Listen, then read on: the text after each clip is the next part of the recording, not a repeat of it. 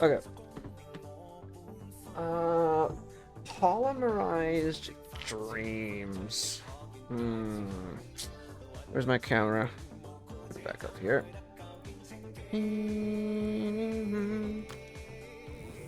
Let's finally start the collab. I'm a bit late, but you know what? It's all fine. It's fine. Hmm. So this one's supposed to be... Oh yeah, this one gives you... Who's in this one again? I see.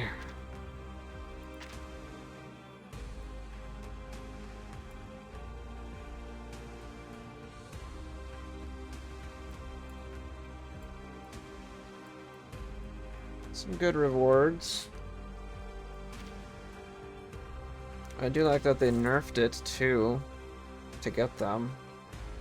This used to be like 18k. What was this one before? Like 8. Okay. Let's get started. The interface looks really cool. UI. A new gate open. Literally straight from the YouTube series, right? With X. Stay curious and keep rolling. We have arrived in a new world. A new gate opened.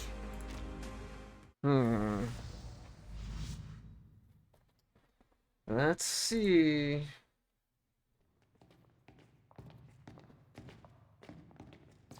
A researcher darts through the halls of a silvery white building, leading his companions to the end of a corridor. Stage in the rain.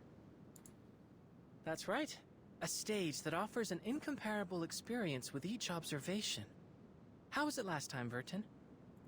It was unforgettable. Being able to travel to an earlier era without... Without the storm. Visually, they're quite similar, but the stage's rain is orders of magnitude safer. I think I'll pass, all the same. Don't preclude yourself prior to experiencing it. Who knows? We might just find something to pique your interest. We're here. Lorenz Lab. A whole new world, with an untouched, uninterrupted history. I'm looking forward to observing the effects of our interference as they ripple outward into their world. Nazar's like, are you sure? Her eyes narrow, reading it into the young man's invisible delight. The lab is illuminated by a sparse circle of dim lights that surrounds the massive ring-shaped machine. So, this is the Huygens Fresnel interferometer. Correct. It allows us to observe an entirely different world using only our minds. The stage in the rain. They always come up with cool, like, device or, like, event names and stuff like that. Mesmer Jr. steps forward, inspecting the colossal structure up close. If you'd like a more thorough introduction to the interferometer, I have an observation guide here for you to peruse. Although there's no better educator than first-hand experience, it might help to do some supplemental reading before you get started. I still haven't made up my mind, X.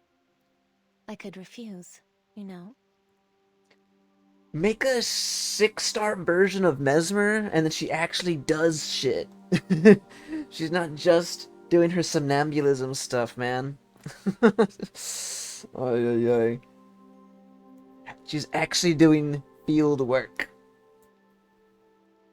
Nah, Mesmer is sick. She actually had one of the best anecdotes in the game. Her anecdote was super good.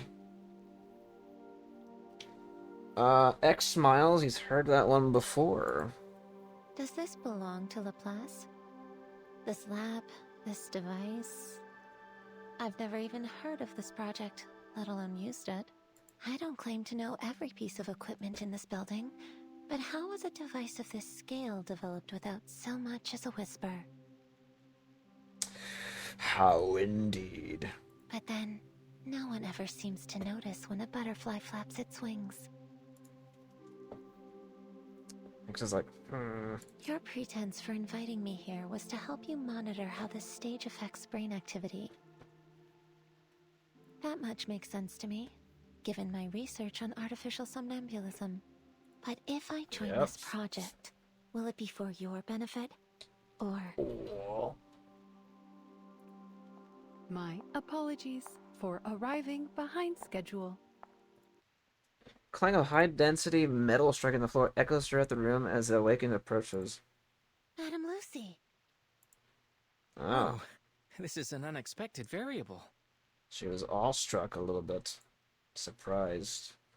Yeah, conversation shifts immediately to the arrival of this unexpected guest. Forgive me, X. I was the one who invited Madame Lucy. After our last experiment, I shared some of the details with her. Using chaos particles and the observer's consciousness to simulate a hyper-realistic space.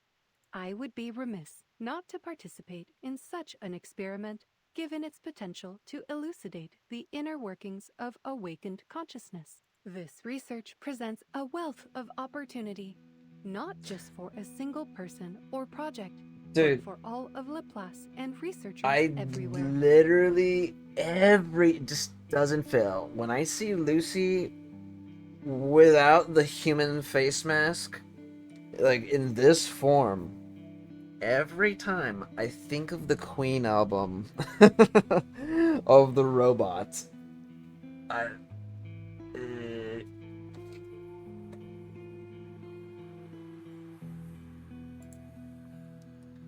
Her welded metal face scans over the machine, light pulsing from her optical array, a means of expressing thoughtfulness.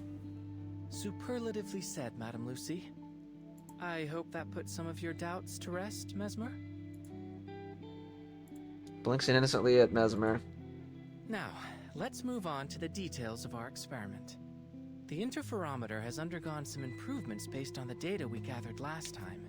We can utilize chaos particle projections to display some probable locations from the environment we'll encounter while immersed in the stage. They used this machine right in the Assassin's Creed one? Am I wrong? Or am I thinking of... The machine looks familiar. When they went to the past for, yes, the Assassin's Creed event. Didn't they use this? It looks very, like... I'm not having deja vu, but it looks really, like, familiar. Like, I recognize it.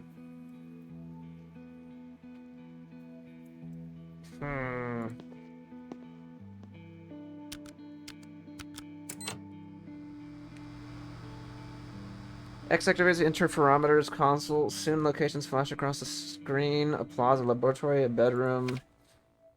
The iconography suggests it's somewhere in the Soviet Union, but the technology seems wildly different from our own timeline. It would be more accurate to think of it as a potential version of it. Yeah, it's cool when, like, when gachas have, like, a good way to collab with, a series, right? Like, in here, they have this machine, they could go back to, like, any timeline, and it kind of just makes sense. Or, like, any, like, different world, I guess. It just makes, like, you can have it make sense. And then, like, Wua, like, they have the, oh my god, what are they called? The freaking, the bubbles and whatnot. Oh my god, I forgot what they're called. I literally just blanked out. I can't remember, but it's literally like their own, like the bubbles within their own universe and shit like that. Like, it literally, like, it's like, you know, it just works too. Oh my god, I forgot what it's called. Something sphere? Oh my god. I would have to remember it.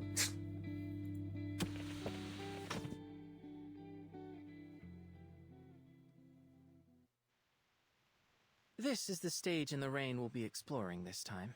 From the preliminary readings, it appears that it is indeed the Soviet Union, in a timeline that has undergone greatly accelerated advancements in technology. A world that champions rationality and order, and one without arcanists. Sounds interesting, It's don't you think, bothering the Mesmer? hell out of me. How is...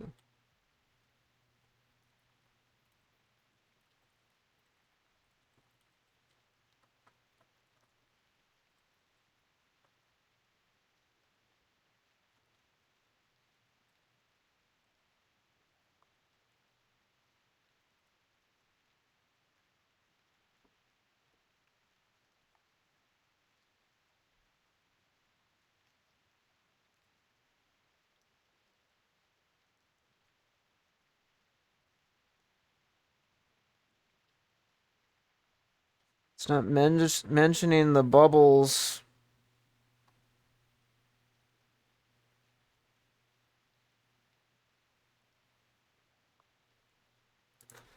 Oh, I know what to type.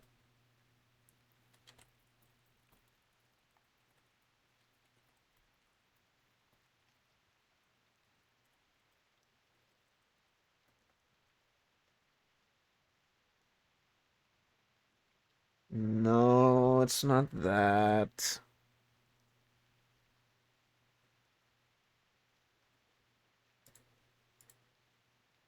Ah, frick. I don't know what they're called, man. It's bothering the hell out of me.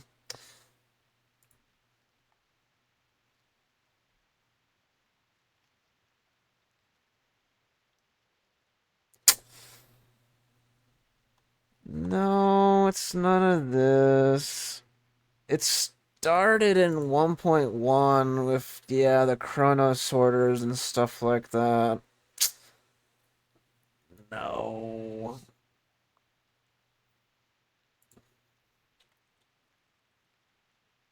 What are the isolated time zones in Qualcomm?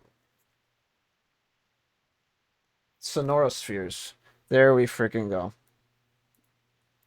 That's what I was talking about. There we go. They're like pocket dimensions. That's how you make it make sense in Wua. And in here, you use this time machine. Like, I think, I just think it's cool when you could, like, have, you know, just have it make sense within the game's universe. Besides, Verton and Madame Lucy will be there with you. Sonorospheres. Holy moly.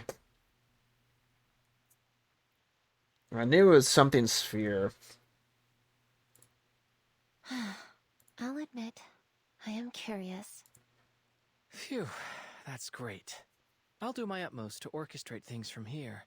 While there's undoubtedly a lot to learn about this machine, I believe I should be able to troubleshoot any problems you encounter. Researcher X, may I propose that you allow me to operate the machine instead? Oh. But you aren't familiar with its operation, are you? I should be able to perform adequately based on your demonstration. Should I encounter any trouble, I trust that as a researcher, you have kept a thorough operation log to consult. I will be able to learn much more about the interferometer's functionality and the theory behind it if I am operating it directly. The knowledge I gain from it may prove beneficial to other avenues of research in Laplace. I intend to relay any data gathered here to Researcher Adler when I see him next. Given Madame Lucy's computing power, I'm certain she can resolve any problems we encounter. And it may give Miss Mesmer some peace of mind. Looks like the decision's been made for me. X mulls over his words, well aware that if he gives up the controls, it will be nearly impossible to hide Institut M. Lorenz's secrets.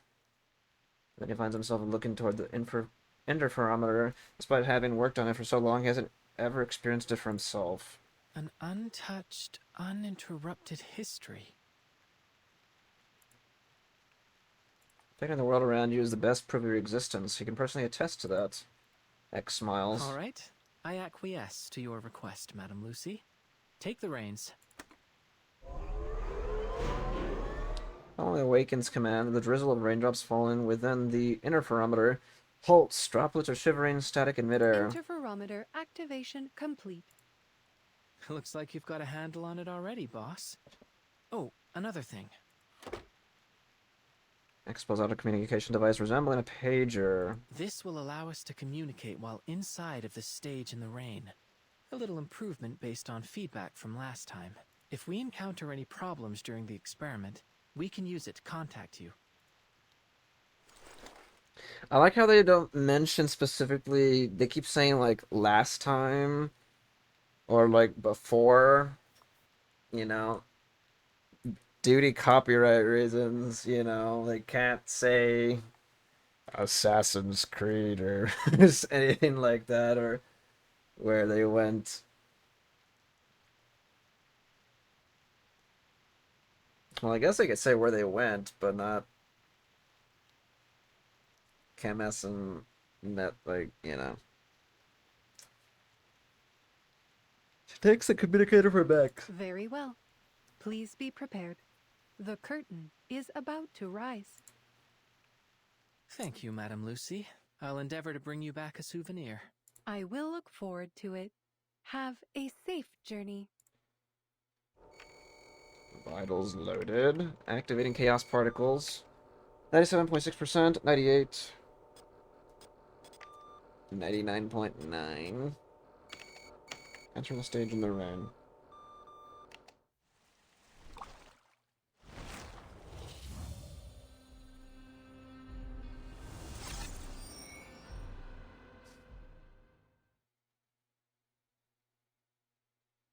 Hello? Wait, was that it? Breathing a different air. Skies are clear, no signs of rain. I like the little cartoons.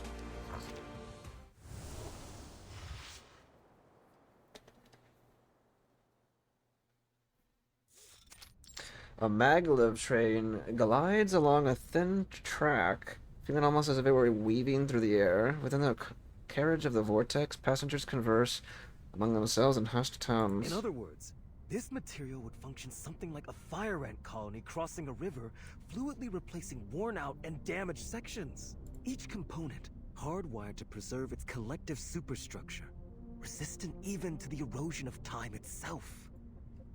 Mesmer Jr. looks around in astonishment, out the window, at the mountains rushing past, and at the two passengers sitting across from her. That jacket you're wearing, is that also the machine's doing? Yes. Sometimes the interferometer automatically modifies our clothes to help us blend in with the world we've entered. Clever girl. Though it looks like the machine decided that you and X already passed for normal here. They're probably like, damn, man. The neighboring passengers, having reached the end of the conversation, rise from their seats. Passing by with wine glasses in hand, they join another group of scientists, chatting at the end of the carriage. We're currently at least 40 meters from the ground. A conservative estimate, Comrade Polkov. I should say we are at least the height of a Vostok K rocket off the ground. And that's if we include Comrade Gagarin standing on the module. Cracking jokes as always, comrade. Puppet robot whizzes over X's head with a glass of wine and stops next to a scientist. It dutifully places the glass down and then zips back. Might as well take a picture of this as a thumbnail just in case I can't get a better one. I have to say, it's an unusual circumstance when being dressed as a Laplace researcher renders someone more inconspicuous. Beyond the windows of the train, countless hovering machines dot the skyline, hurrying to and fro along preset routes. Massacre. As the last few mountains blur past, the view outside opens up into a wide plain. Those fields look endless. Waves of gold span across the fertile plain, stretching far away into the horizon. It seems so peaceful. Under the blazing sunlight, Mesmer Jr. spies a few black dots among the wheat. Oh, they even appear to have farming robots. Now that's a feature I could get behind with the robots with the to help on the fields. There's a drone spraying some kind of liquid onto the field, followed closely by a door frame shaped machine tending to the crops. I think there are some scientists down there as well.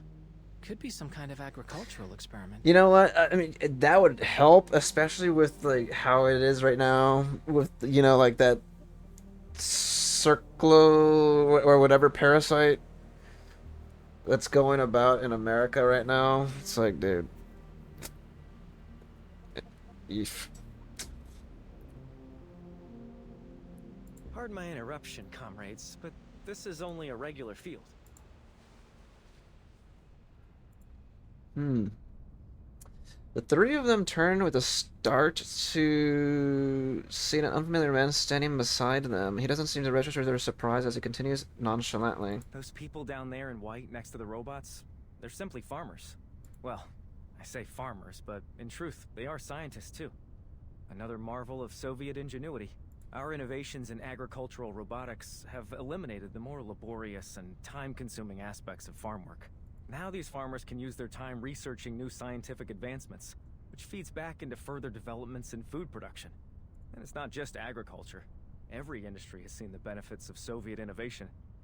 That is why they say our way of life here is the best in all the world. Thank you for the information.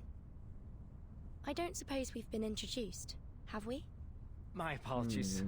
Call me Maxim. I'm a journalist. And the three of you must be Doctors Verton, X, and Mesmer Jr., am I correct? I wonder if this guy was actually in the game.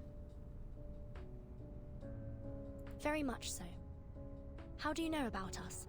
The news of a young yet highly accomplished trio of scientists attending this year's International Polymer Summit has caught everyone's attention. It doesn't take a genius to see you three are the only ones on this train that fit the description. Saying all that, I'd be grateful if you would allow me an interview. Young visitors exchange glances. Finally, X speaks. Certainly.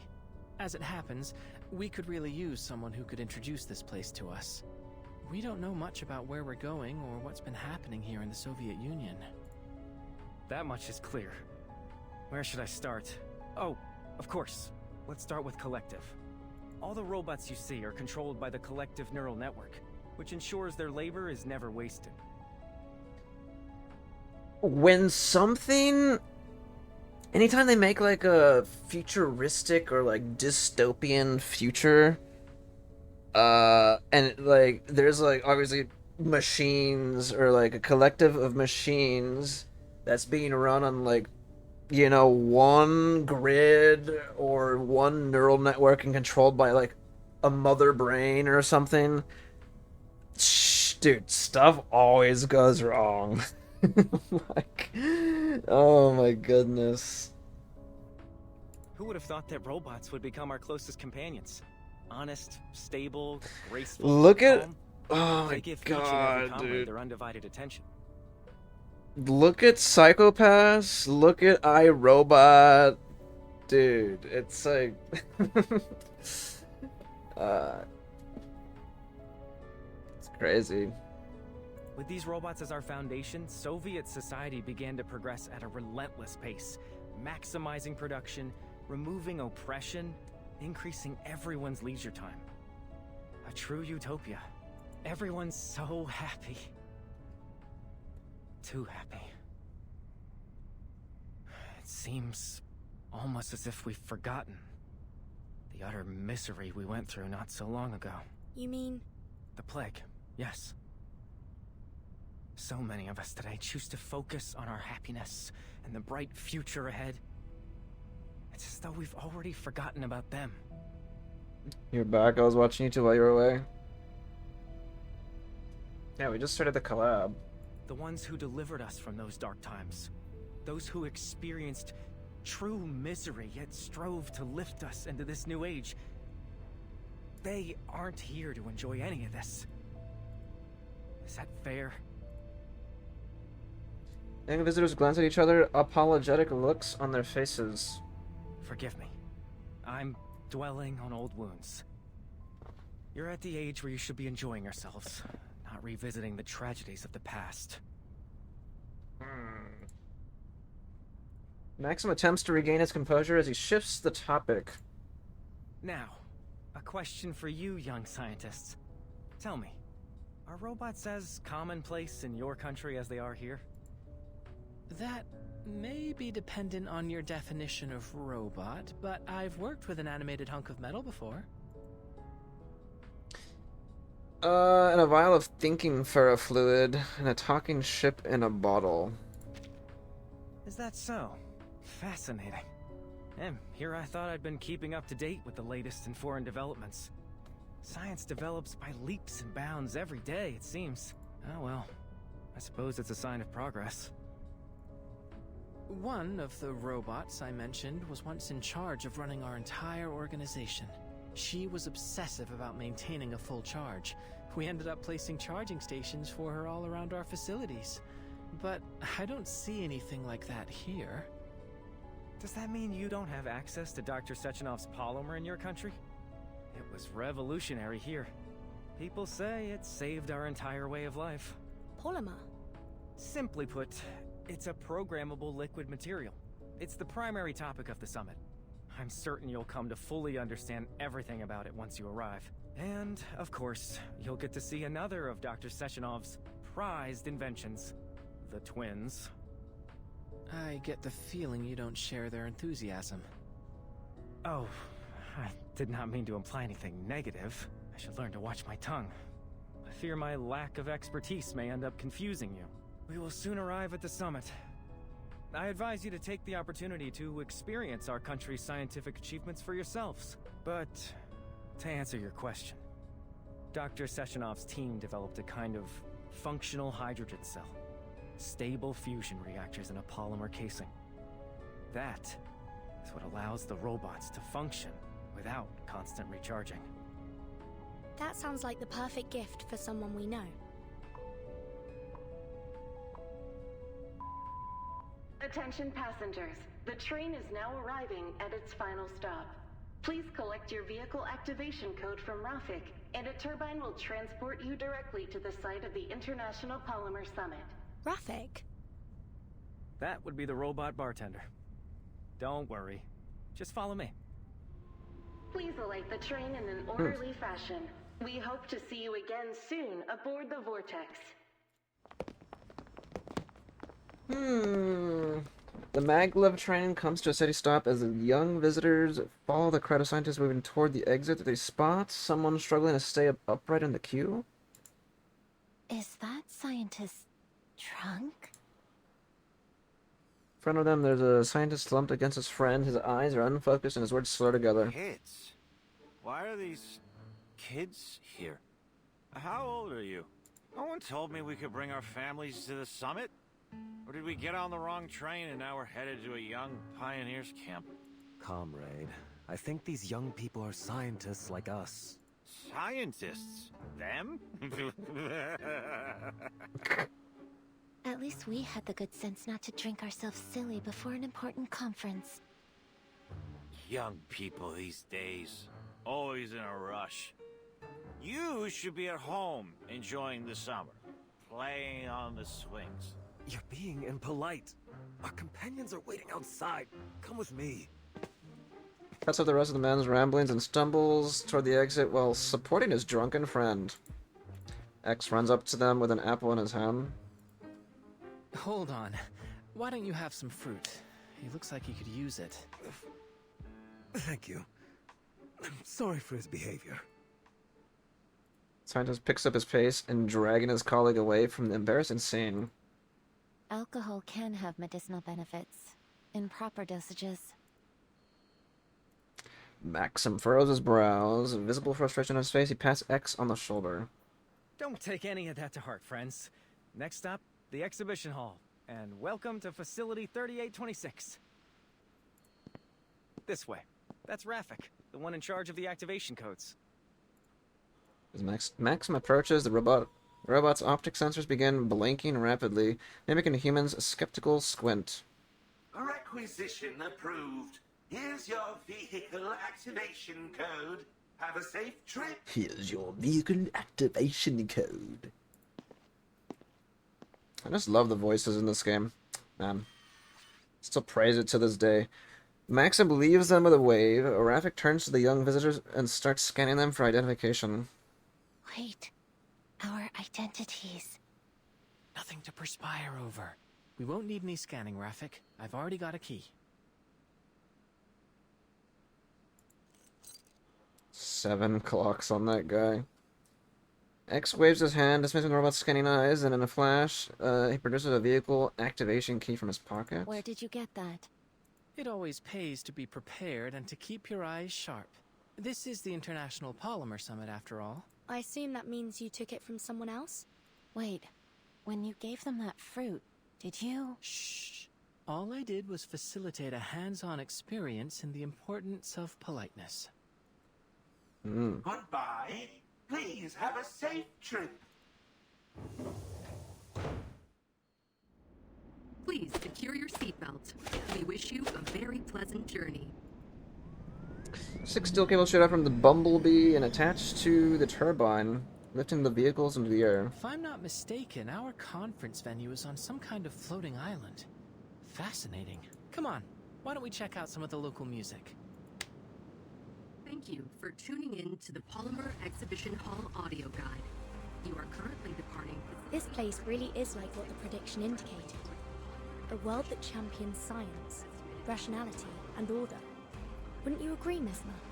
I think you might like it here after all. Think of it as a paid vacation. I won't deny the appeal, but since I'm here with you two, I'd call this a business trip at best. I propose we look at it as an academic exchange, the kind with complimentary refreshments, featuring the illustrious Dr. Verton, Dr. Mesmer Jr., and Dr. X.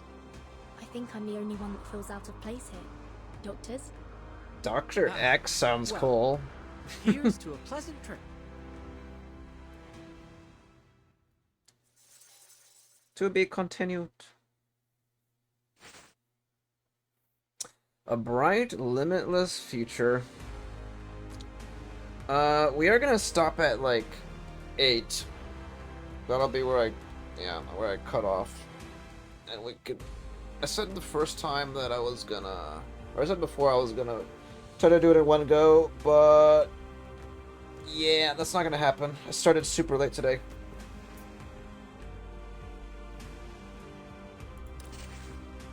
Bright luminous future, but something else lies beyond that distant horizon.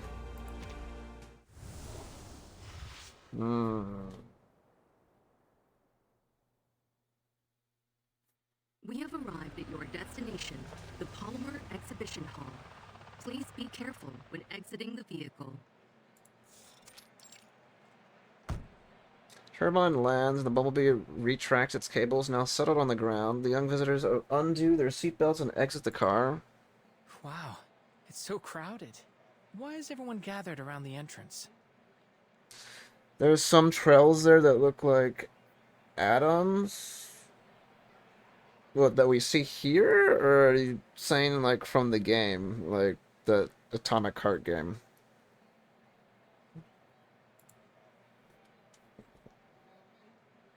A few robots in receptionist uniforms are bustling around trying to keep the hordes of scientists in front of the exhibition hall in line.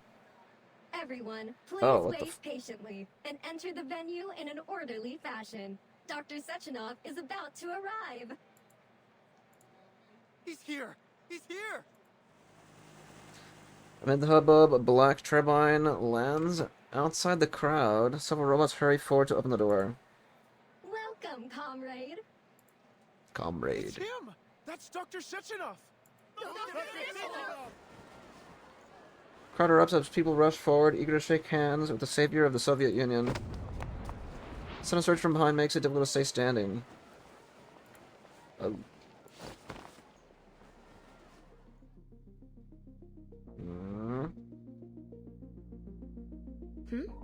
Please be careful. A pair of powerful metal arms catches the body and keeps it balanced. Thank you. It is good that you are unharmed, comrade. Having resolved this minor incident, the two robots return to Dr. Sechenov's side, helping him navigate the crowd. Please don't push everyone. We must all be patient. I ask that you be mindful of the safety of your comrades in the front I mean, like, row. the stars for trails got redesigned for this collab, so it's very easy to miss them. I still do not follow what you're talking about, brother.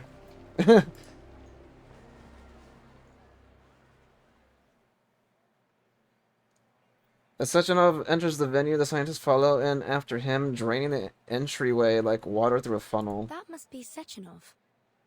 And I suppose those women were the twins. A logical hypothesis. Oh. Yeah, I don't know what you mean by trails. We do have a slight problem.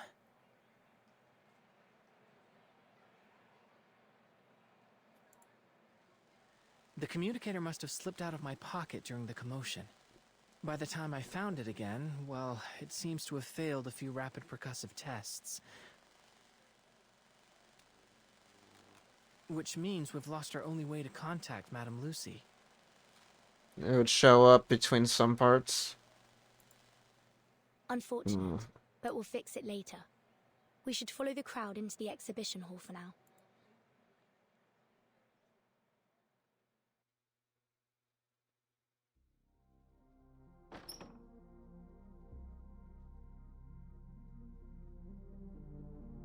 The visitors cross through the front door. Through the front doors, the entire gallery opens up before them. Streamlined, recessed strip lights highlight the various exhibits on the display. And its uses. The properties of polymer. This is some The kind of establishment of collective. installation, illustrating the unique properties of polymer. All means those conversations / lore in the stage menu.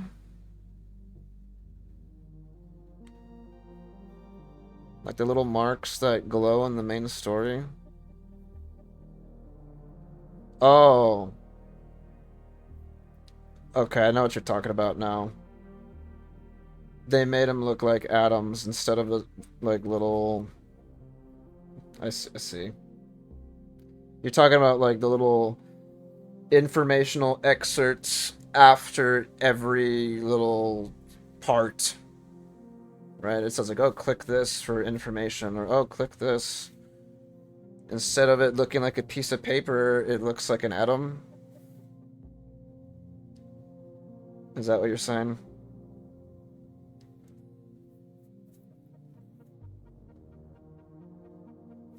I see.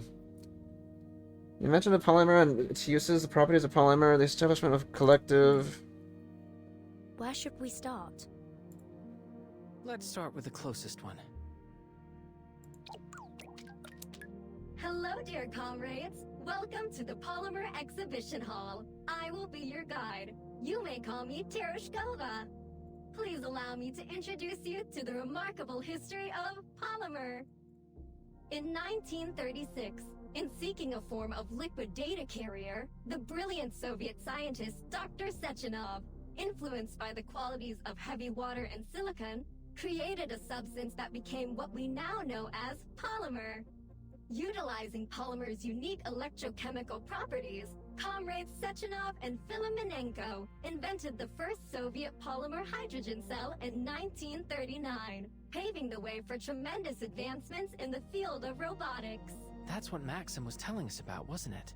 I'm sure Madame Lucy would love to get her hands on one. Huh. However, in 1942, a terrible disaster struck the Soviet Union and the entire European continent. What, the plague? By the end of this unprecedented outbreak, over 150 million had perished.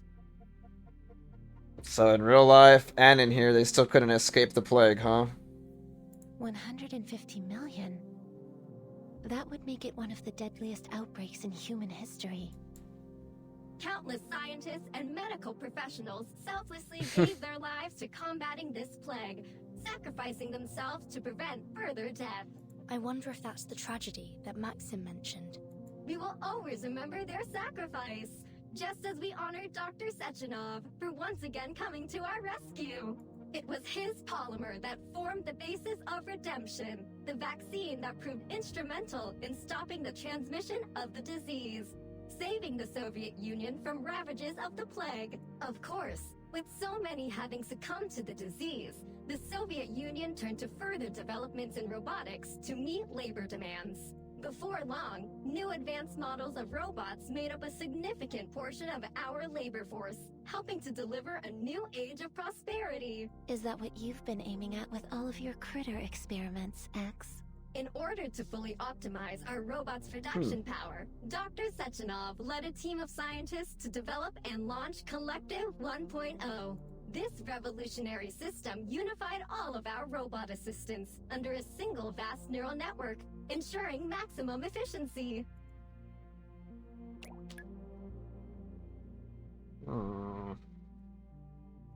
Then, in 1950, Dr. Sechenov astounded the world with yet another development, a means of incorporating polymer into the human body, a process called polymer assimilative adaptation.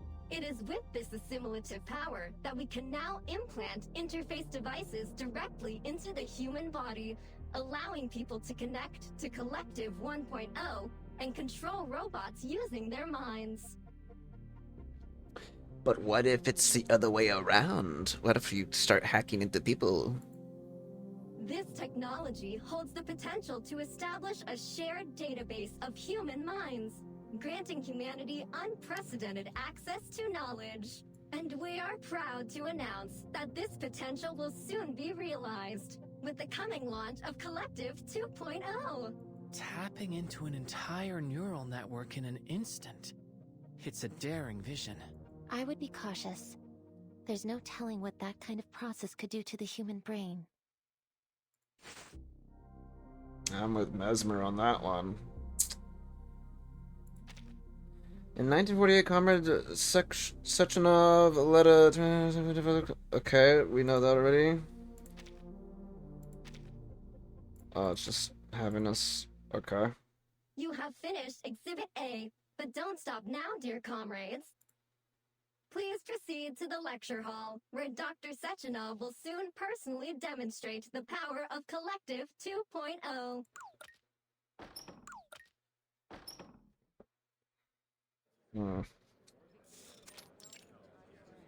Young visitors are swept up in a rising commotion of people moving into a nearby lecture hall. There at the center of the crowd is Dr. Sechenov, standing above them at a podium. Many scientists are already seated, talking amongst themselves about the exhibits. The young visitors shuffle into the back row. Huh? Is that Maxim? As Mesmer Jr. turns to get a better look, she sees a stern man in a suit and tie enter the hall. When Dr. Sechenov spots the new arrival, he gives the man a pleasant yet confident welcome. On the two men, Maxim raises his camera and presses the shutter button. Snap, snap, snap. Camera fires off a series of flashes. I must thank you for coming, Comrade Molotov. Today is an important day for the Soviet Union. I wouldn't miss it, Comrade Sechenov.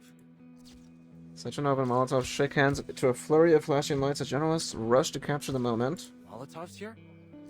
It's hard to believe after all the bad blood between them. Meeting between the two men causes an immediate ripple in the crowd. Sechenov returns to the podium to face a frothing sea of whispers. He raises his hand toward the audience, and little by little, the rippling settles. Thank you. First off, I'm very honored to have so many preeminent experts from every scientific field in attendance today. Welcome, everyone. I am Dr. Dmitry Sergeyevich Sechenov. We all understand that there are times when a single discovery can turn the entire scientific world upside down. Yeah? But every great discovery must be built upon the knowledge of countless predecessors that rests at its foundation, to say nothing of luck, before it can be published and preserved for all time. My achievements have never been solely my own. Only by standing on the shoulders of our forefathers have I gotten the chance to gaze upon the limitless horizons of science. Standing here now, I must thank them from the bottom of my heart. Thank you. Audience breaks into roaring applause. 19 years ago, my team and I invented Polymer, I had already foreseen its boundless potential. A perfect synergy of mathematics, logic, physics, chemistry, biology, and other foundational studies in equal part, constantly pushing the frontiers of humanity's scientific exploration, bringing us to this historic day, where I have the honor of inviting every one of you to participate in this preview of Collective 2.0. Comrades, please follow me into the bright, limitless future. The audience stirs as small metal platforms emerge from their seats. As they reach their intended positions, each platform opens to reveal a golden hemispherical device. Hmm? What's this? Thought device. Asmer Jr. picks up and examines the object. A metallic outer shell with a silicon motherboard connected to swirling black tendril-like receptors. She turns it over. There are suction cups on its base. Asmer Jr. looks around. Quite a few scientists have already attached these devices to their temples. The tendril-like receptors are going to wriggle above their foreheads. Watch us for the crowd's reaction before gently prodding the suction cups with their finger. They've all put it on without any hesitation. No adverse reactions either. Looks like it doesn't hurt. I continue to watch. I continue watching the other scientists only to realize X has already stuck his device to his temple. Hypothesis confirmed. Mounting the device does nothing to activate it alone. Unresponsive thought device falls into his hand. Counter hypothesis. It may only work on polymerized people. Wait, what are you doing? X injects himself with a syringe of clear liquid. It makes sense. If the plague was ended by mass polymerization, most of the attendees here would already have polymer in their system. But we don't. You injected yourself with that redemption vaccine? Where did you even get that? The exhibition hall's got samples of everything, and I've always had a knack for collecting odds and ends. But why would you inject yourself? During our last experiment, I kept thinking that we were missing something. But now, I finally figured it out. We don't belong in this world. Even if we change our appearances, at our core, we're still outsiders. But perhaps by injecting myself, I can truly become an influencing factor in this world. Okay. What sort of chain reaction will this set off? I'm excited to find out. X opens his hand, revealing 2 more syringes of polymer. Plus, if we don't inject ourselves, we risk exposing our identities. Of course, the choice is yours. I should have expected this. Typical Arcanist behavior. Why don't I just hold on to these potentially dangerous substances for now? Please try to exercise a little more caution in the future, Dr. X. As a vigilant researcher stows the remaining syringes in her coat pocket, her mischievous colleague shrugs. What about you, Vertin? I think we should be careful. All right. Think about all the fun you could be missing out on. Sure. It's like the movie Prometheus when the guy eats the thingy or whatever. He's like, ugh, and then he just like vaporizes. Alright, but think about all the fun you could be missing out on. He raises a thought device to his head, and it suctions itself onto his temple. The black tendrils begin wiggling it in even waves above his forehead. Oh, fascinating. It's like a whole new perspective. This demands thorough exploration. Comrades, I encourage you all to try these thought devices and experience a preview of Collective 2.0's features. Dr. Sechenov, please allow me a question. Collective 1.0 has already saved our citizens from a disaster. But now you're aggressively pushing, pardon my wording, for the launch of Collective 2.0. Do you intend to have the entire population wired to these thought devices? How can you ensure the devices are safe? Are you not concerned about the potential dangers? What if this new collective fails in some way and threatens all our hard-won happiness? I only mean to say that so many people gave their lives to help us get this far. I wouldn't want to see their sacrifices rendered meaningless. I do understand your fear, comrade. But please rest assured, we've conducted rigorous testing and verified that the thought device is completely safe. With that reassurance, I ask that once you've implanted your thought device, you please continue to the next gallery, where you'll be able to experience the wonders of mind-machine interface in a live demonstration. I thank you all again for your participation, and I look forward to exploring this new horizon with you all. At the end of his speech, Molotov stands up to leave, and Maxim chases after him.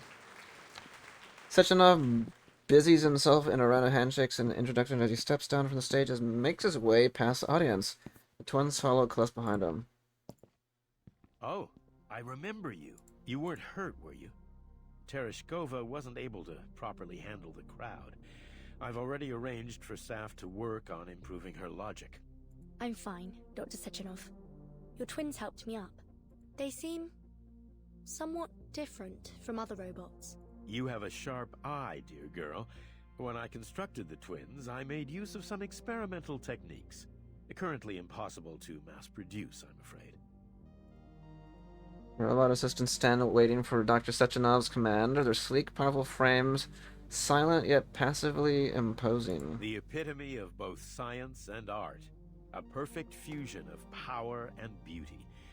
I think of them as my greatest creation. They do have a rather reassuring presence. Sechenov smiles with a nod before changing the topic back to the visitors. I heard there'd be 3 young scientists joining us today. To be so accomplished at such a young age is something worthy of respect. If you run into any trouble today, please don't hesitate to tell me. I'll do whatever I can to assist you. Oh, as it happens, I think we actually could use some help. X pulls out the broken communicator. Do you have any idea where we could get this device fixed?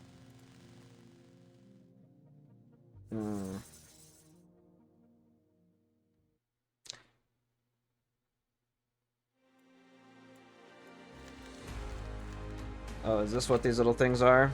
I see it now. New adventure into chaos with controllable risks. Quantum super experiment record. Quantum superpositions. Simulated world. Space-time bubbles. We need more data of the stage for further analysis. The Huygens Fresnel interferometer produces sufficient chaos particles to generate virtual yet observable spaces through consciousness fluctuations. Although the mechanism remains unclear, we have no intention of investigating into it. Considering the Pandora's boxes we have opened before, therefore we have decided to focus on the data of the user's brains, the performers who will be going onto the stage. Fortunately, we have a friend who excels at monitoring brain activity. With her help, we are almost certain to obtain valuable data. We are aware that introducing a new variable to the system could result in even more chaos and complexities, but we predict that the outcome will be beneficial for our research. We got 3 more, huh? News broadcast. Hunger and poverty will still haunt the world today. A major agricultural achievement. These wheat seeds developed in the Vavilov complex have received widespread adoption. At this stage, increasing crop yield is but a rudimentary goal. Our nation and scientists are now working on improving crop adaptiveness to eliminate hunger on Earth and bring us one step closer to terraforming Mars. That'd be really cool. Note that a large number of bumblebee drones will be delivering new farm machinery and organic polymer to the croplands today. Please mind your safety when using aerial transportation. That's all for today's morning news. Thank you for listening and have a nice day. International Polymer Summit. We stand to bring these technologies to the world for the betterment of humankind.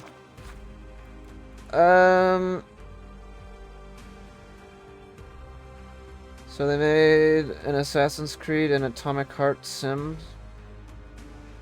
I mean, with the device, yeah.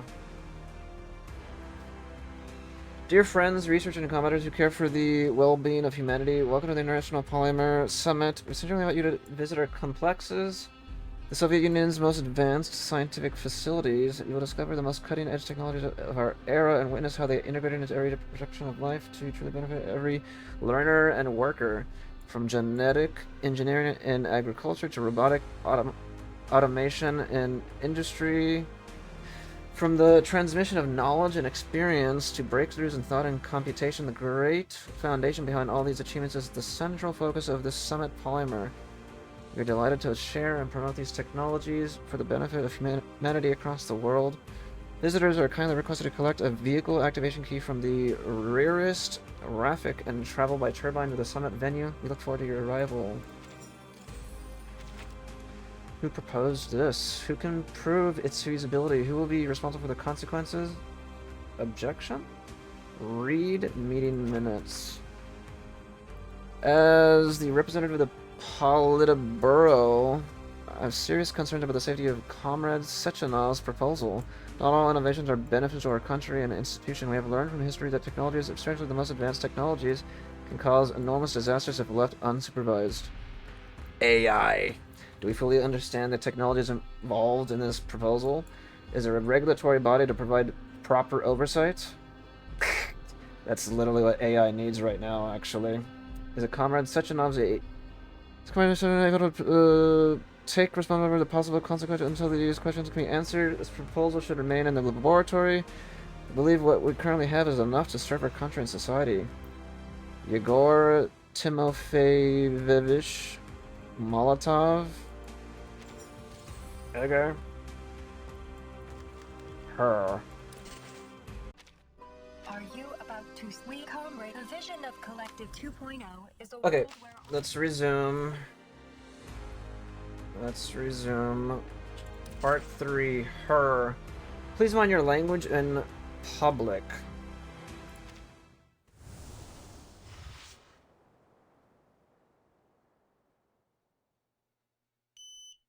Access granted. Access granted. The airtight door opens with a hiss, revealing Tereshkova and the young visitors. Welcome, comrades. This is the assembly room Dr. Sechenov recommended. I'm not gonna lie, she looks kind of scary. The room is blindly white with a capsule-shaped window. A large refrigerator-like machine sits in the corner. Esme Jr. approaches the window, gazing outward. Beyond the glass is an enormous production facility, mechanical arms attached, components and metal frames in a long assembly line, building new robots, piece by piece. Are you interested in learning more about the production process, comrade? Their friendly guide launches into a lengthy explanation without waiting for a response. What you see here is the production line for the VOVA6 lab tech, often dubbed VOVA. Commonly used in laboratories, our VOVA6s assist scientists with conducting tests and critical experiments. The VOVA model's humanoid limbs feature over 100 sensors. Outside of lab work, they are also capable of providing other services, such as playing musical instruments, cooking meals, providing massages, and more. Some people even treat their VOVA as a personal companion. In fact, our artificial intelligence models mean they are entirely capable of serving as your very own robotic friends. Really? As if overjoyed at the prospect, Tereshkova raises her arms and twirls in a mechanically perfect circle. Hold on. What's that sound? And we're here to find a repair vendor. Where is it? Oh, some kind of performance art, perhaps? The robot moves over to the machine in the corner, looking it over almost as if it were curious. Why was she moved over here? Comrades, this is your repair vendor. X curiously approaches the red rectangle in the machine and taps its black touchscreen. Access granted. Oh? This machine is a multifunctional repair device, suitable for indoor use by our staff. Other than basic repair functions, she is also able to repurpose raw materials into whatever tools you may require. Amazing. Well, let's give it a whirl. X offers a broken communicator to the repair vendor. After her receptors detect the device, she opens her doors and swallows a hole. Unidentified object detected. Initializing analysis. The repair vendor begins rattling and shaking, her doors swinging erratically on their hinges. This is an abnormal reaction. How strange. My database has no record of any comparable circumstance. You know, I really shouldn't be accepting unknown inputs from strangers. But then, a stranger is just a friend you haven't tasted yet. Okay. Repair vendor's doors burst open and several metal tendrils erupt from her interior. X, watch out! Oh, okay.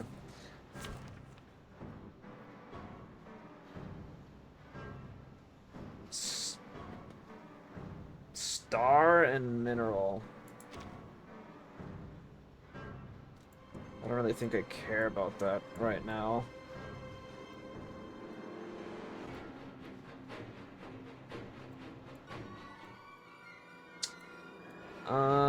Yeah, because I don't even have... I'm not going to use the twins, to be honest. At least not right now. I'll just use this team, then.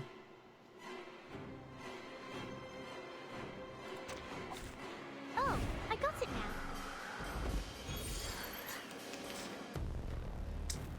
now. Where's my camera? Never thought I'd see an awakened fridge of all things. Perhaps she would be the second variable in our experiment.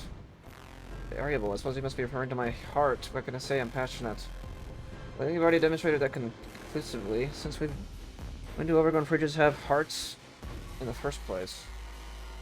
Oh, don't be so grim, sour face. You're young. You should be having fun living wild like me. This can't keep your guard. What I'm good at. Okay. We're not afraid of you. Be careful. The feathers will answer. Get out of you. That thing is hair. Hands off my coating. Terminate all further physical violence at once, Nora. Ends. Toot. Haven't you two cold-hearted rust buckets heard of a thing called privacy? You aren't invited? Save your words for the court. For the court. Detecting abnormal combative behavior from Nora. Requesting control. Rebooting Nora systems. Reboot complete.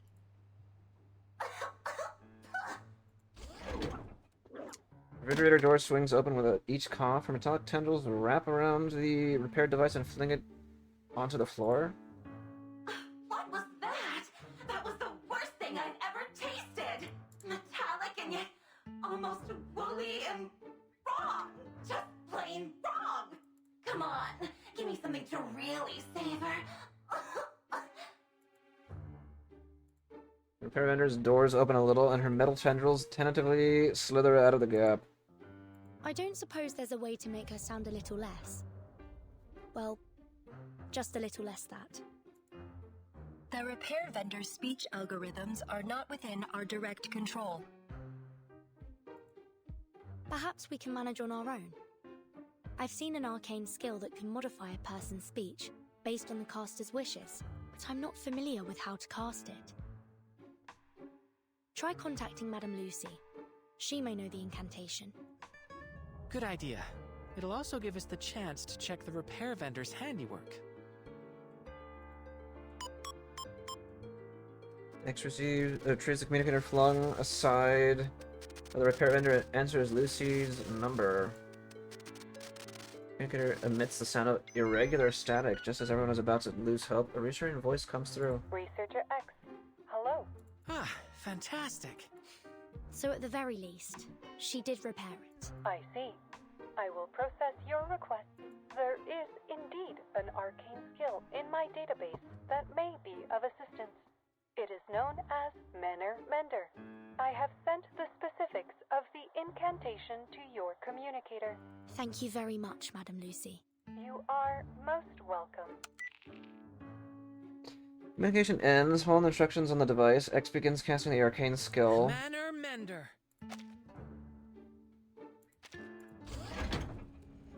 The flash of light, Nora's screen turns gold briefly before fading back to its usual black.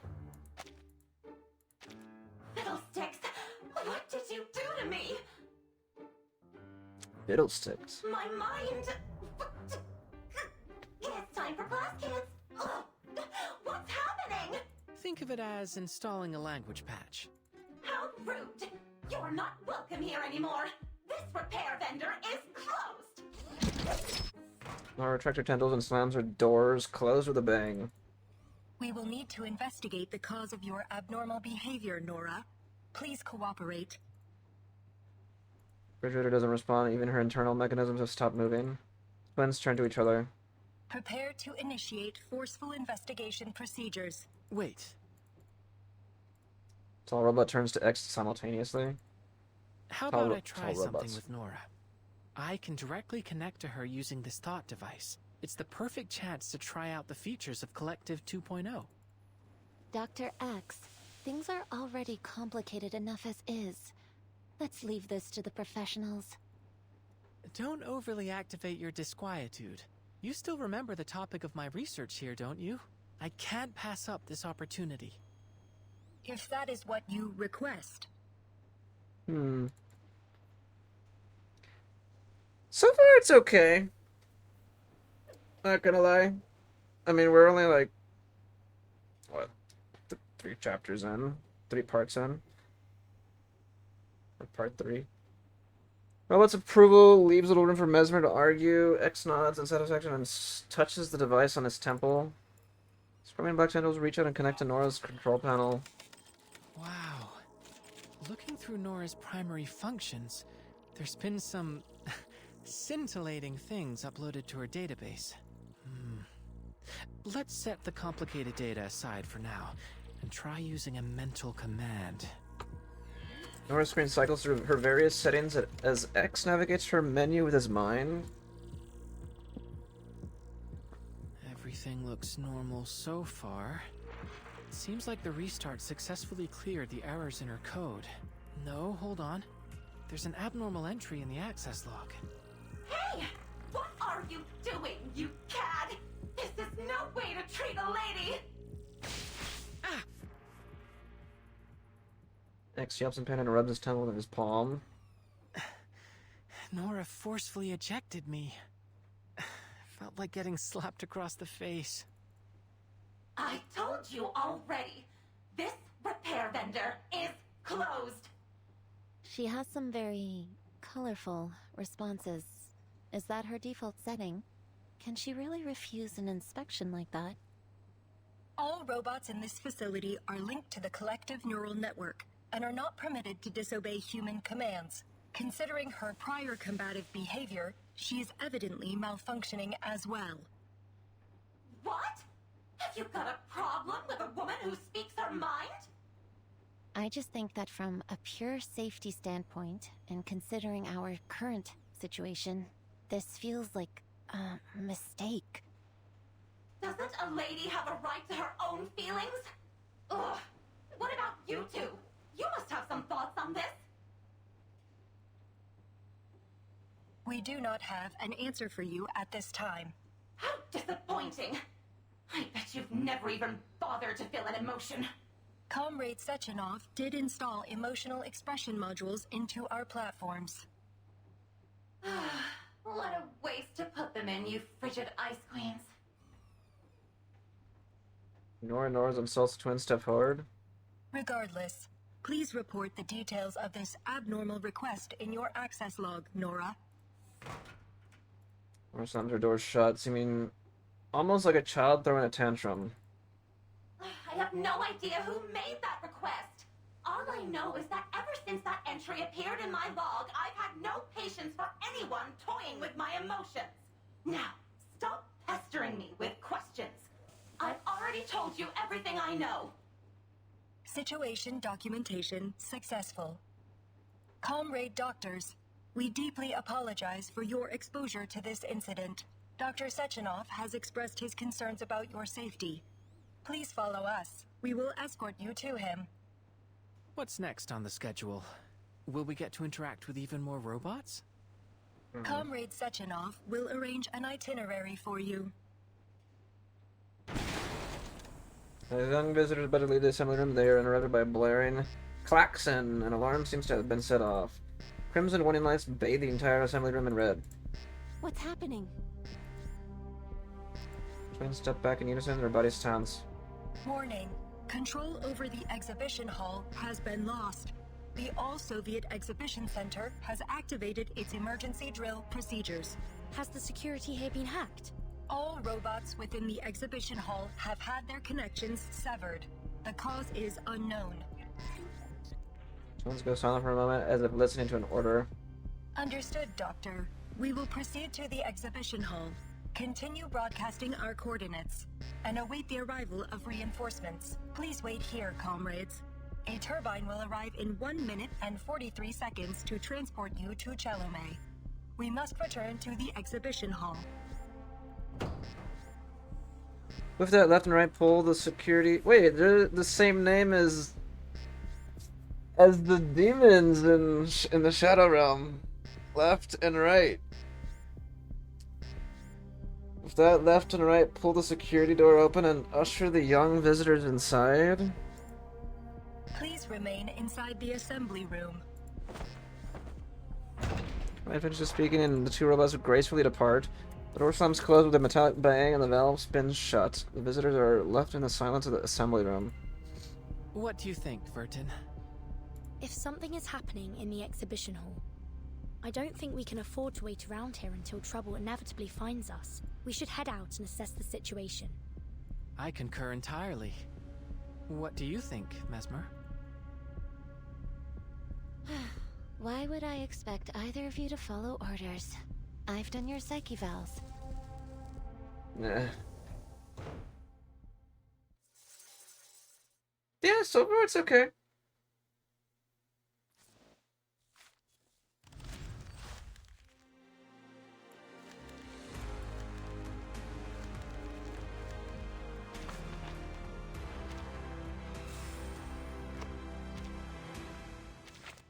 Lebedev's notes. She would be an innocent, lovely girl. The auto weapon factory, aka the repair vendor, is complete. To increase its functions, I've added a variety of algorithms to its thinking module, making it a genuine artificial intelligence.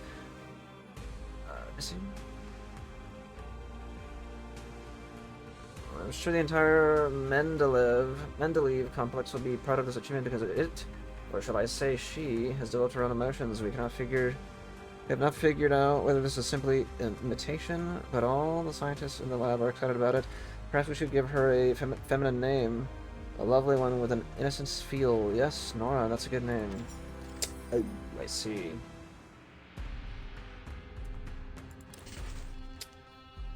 Only in modern times, part 4. The dead speak and are surprisingly calm about their predicament.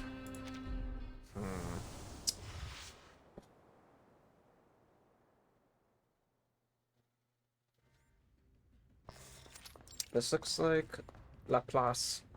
After listening for any movement outside, the young visitors sleep out of the assembly room. Flashing red lights, a hallway devoid of life, yet disembodied screams echo from far down the corridor. Staggered with ever-enthusiastic voice of Tereshkova. Where have all those mustachioed lab robots gone? I thought they were supposed to help the researchers. Who knows? Maybe the twins already calmed the situation down. Just what is this situation exactly? Please help me. Wait, I hear someone. I get a quick glance around for danger. Mesmer Jr. hunches over and hurries toward the source of the sound. Spots a group of Vovas occupying the hallway in the distance, now awash in red light. The once pristine exhibition hall is in complete ruin around them. Hello? Oh, the game's freezing because it's 5 a.m. I can't move it. Me. I gotta wait like a few seconds.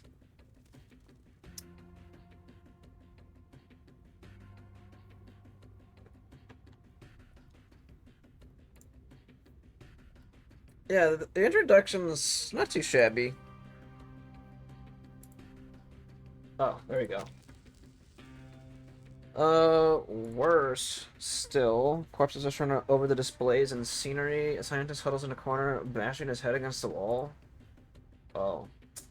Cries for help are coming from another man, lying face down in a pool of blood. Please help me.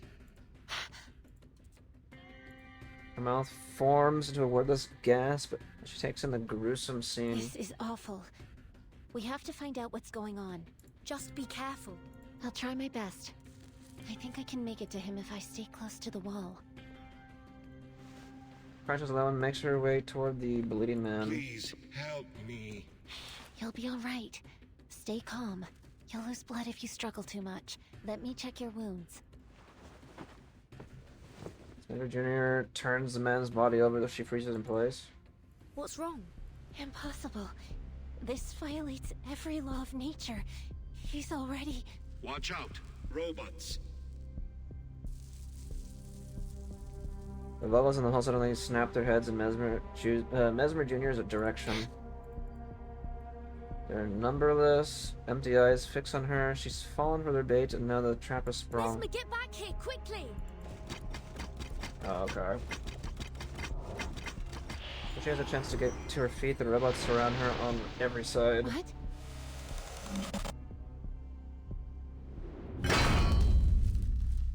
So the bullet rams into the swarm with a deafening crash, flinging them into the opposite wall with incredible force. Mesmer Jr. watches as a familiar slender figure emerges from the gap, torn through the barricade of robots. Please, stand back. Stand back.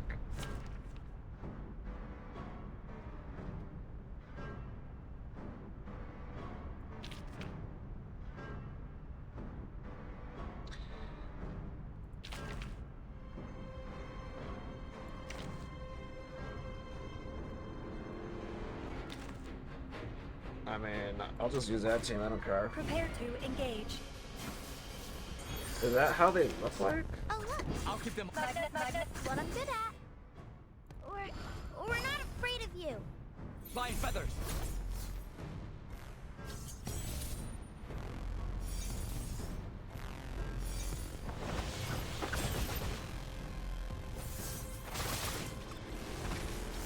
Interacting with Polymer. Polymer release function engaged. Okay.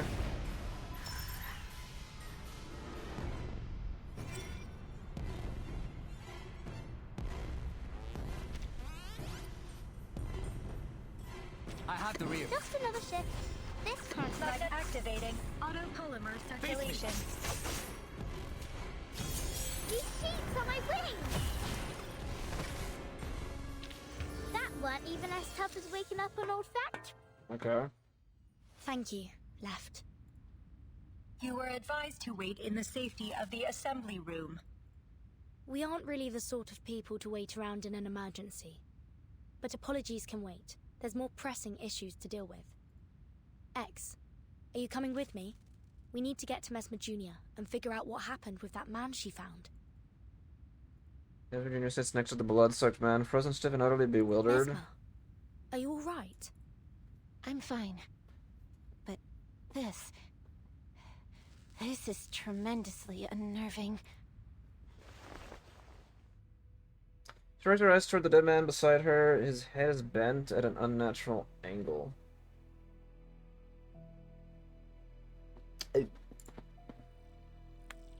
Back to the writhe above the man's forehead. Unlike the corpse, they're attached to the wiggling receptors appear to be full of life. Help me, young lady. What's going on? I'm still alive. No, that's not possible. I'm sorry, but you're clearly dead. It's just that your device is still transmitting your voice. And that wasn't just some awful hallucination. That's really my body, and I'm a goner. Boss therapist takes a deep breath, trying her best to calm herself. But how are you still able to communicate with us? You're surprised. I suppose I would be too. But the science is clear to me, at least now. It's fitting that my corpse can serve as a new teaching exhibit for the Hall. If I am truly dead, then what is speaking to you is only the polymer still active in my body.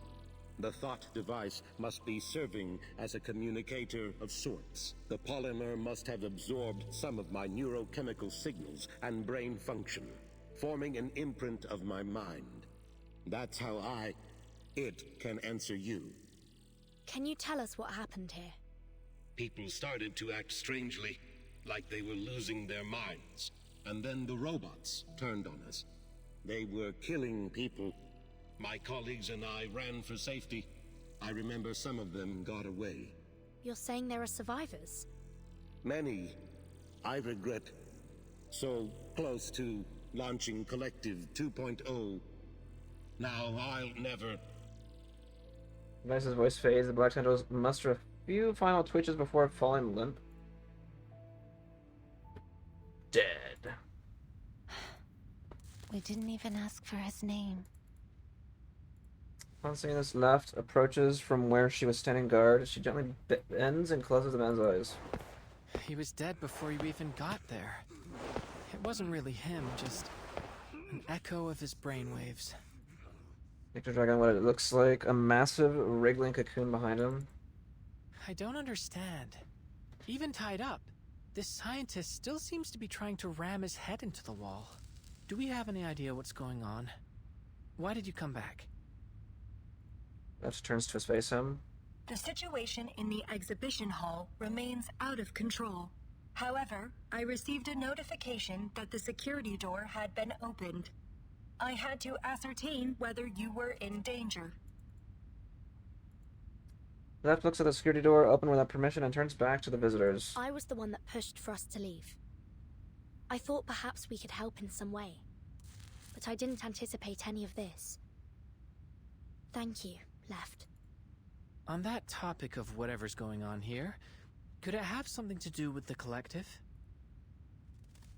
There's a long pause. No one present seems equipped to offer an answer. Wright is proceeding to the source of the incident. My mission now is to ensure the safety of all of our guests. Left gracefully picks up the deceased scientist. Your theory is interesting, comrade, but further investigation will have to wait for now. Please follow me, comrades. I will escort you somewhere safe.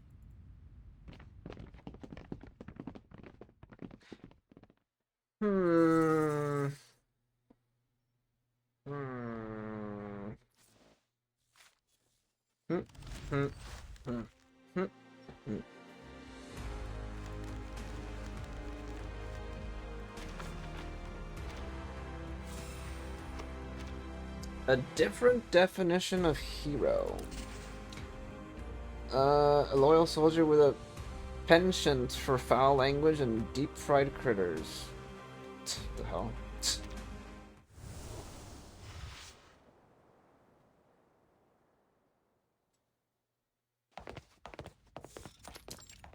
The trio follows left to the exhibition hall's main gallery. It is a horror show of destruction and violence. Broken robots lie among piles of collapsed rubble. A few surviving scientists have holed up in a far corner. The right is arranged in a few round white objects on the floor. What's that on the ground? A defensive perimeter of pulse mines. These will temporarily stun robots, but are harmless to humans. Are you sure? Left delicately lowers the scientist's corpse down on the right side of the gallery, where a few other corpses have already been set down, covered in a hastily torn white cloth. Left and right then glance at each other and nod. You shouldn't be here. We found a survivor. All the young visitors' gestures, right spots the writhing cocoon of the still struggling scientist. Understood.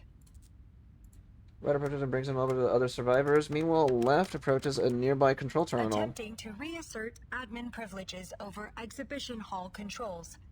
Attempt 16. Failure. Please do not panic, comrades.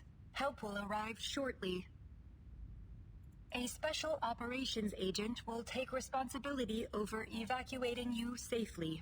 The malfunctioning robots may resume their assault at any time. Please stay behind the defensive perimeter.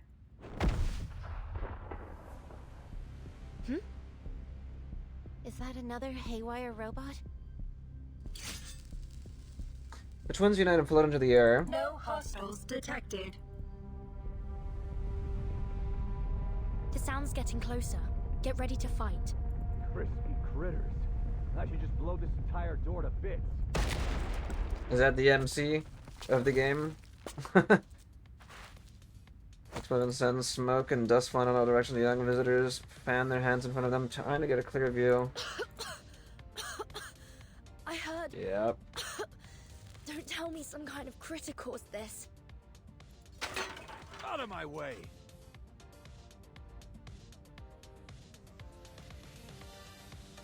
Figuring the smoke kicks something metallic. After the blast settles, the exhibition hall is filled with the sound of metal skidding across the floor. What good is a lock like that, Charles?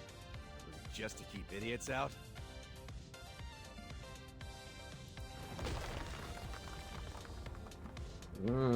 Tall, broad man toting a gun emerges from the billowing smoke.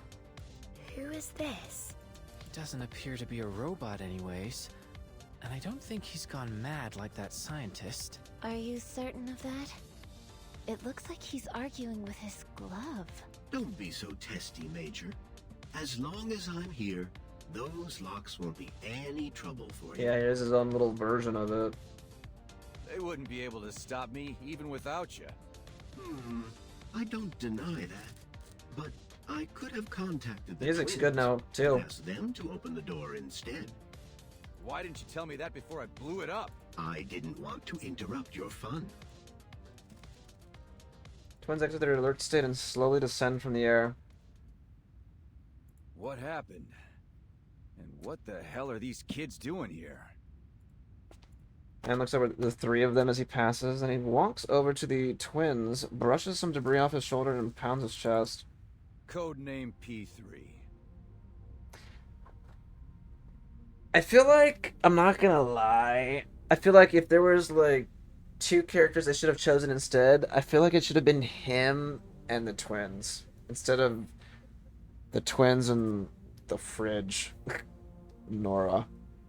That's just me. From an outsider's perspective that hasn't played the game, I would be more interested in summoning for this guy over the others. That's just me. And his trusty companion, Charles. We were informed about an incident at the Polymer Exhibition Hall. Our orders are to bring a swift end to this situation and limit any scandal that might hamper the launch of Collective 2.0. In other words, Dr. Sechenov sent us to assist you. Now we just need to find out who did this. Understood.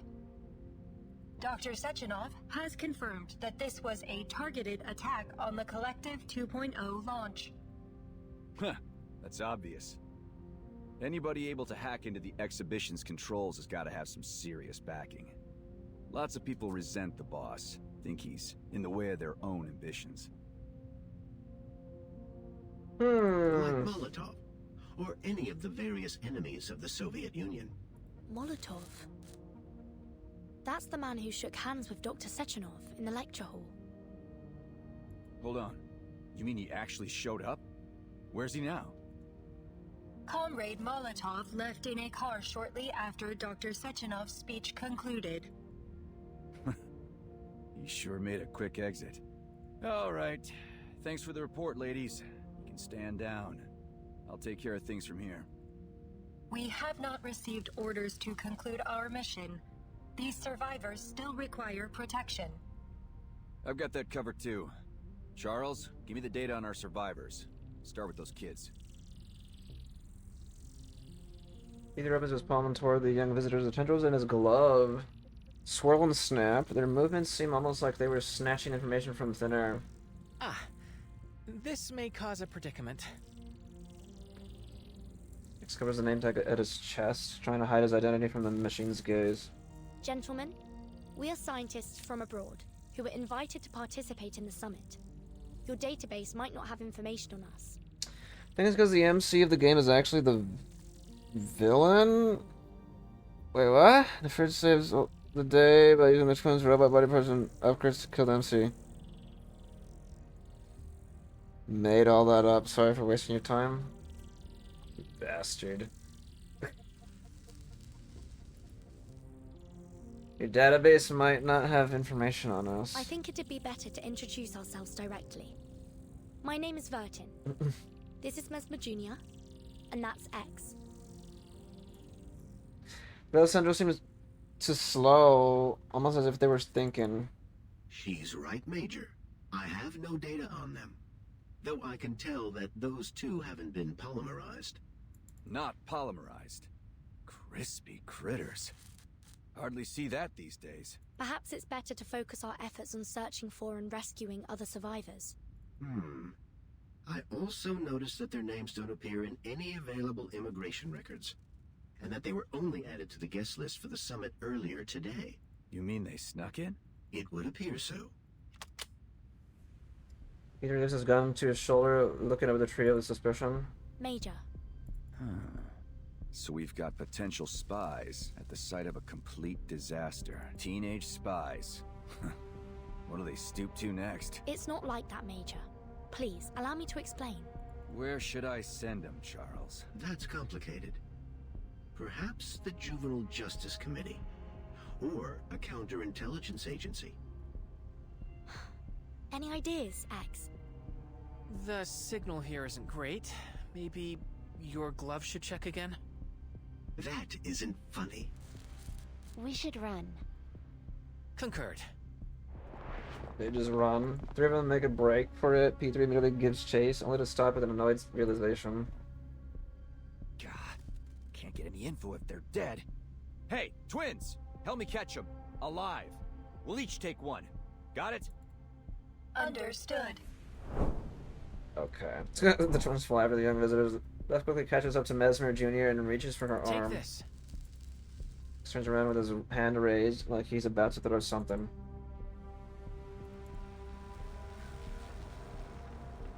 Oh, just teleport them away or what? He puts his hand to reveal the teleport disc, flashing a devilish grin at the twins before activating it. Made you look. Where'd you teleport them to, huh? As soon as the words leave his lips, a blinding light envelops the trio. Oh, no, they're teleporting away. Then just as quickly as it appears, the light vanishes, taking the three visitors along with it. Never mind. Was that magic?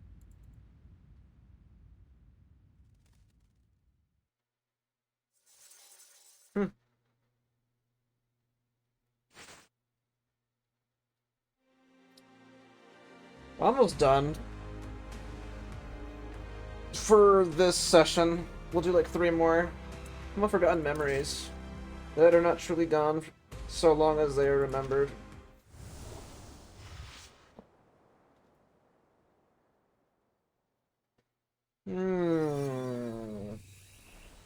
Flash of light materializes in empty space, sending 3 figures tumbling into a vast golden plain. We should be safe out here. They're making poor Mesmer all worried and whatnot. Mesmer Jr. glances back. There's no one behind them.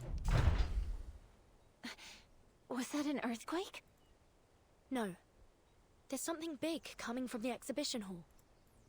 That's a robot with long wire.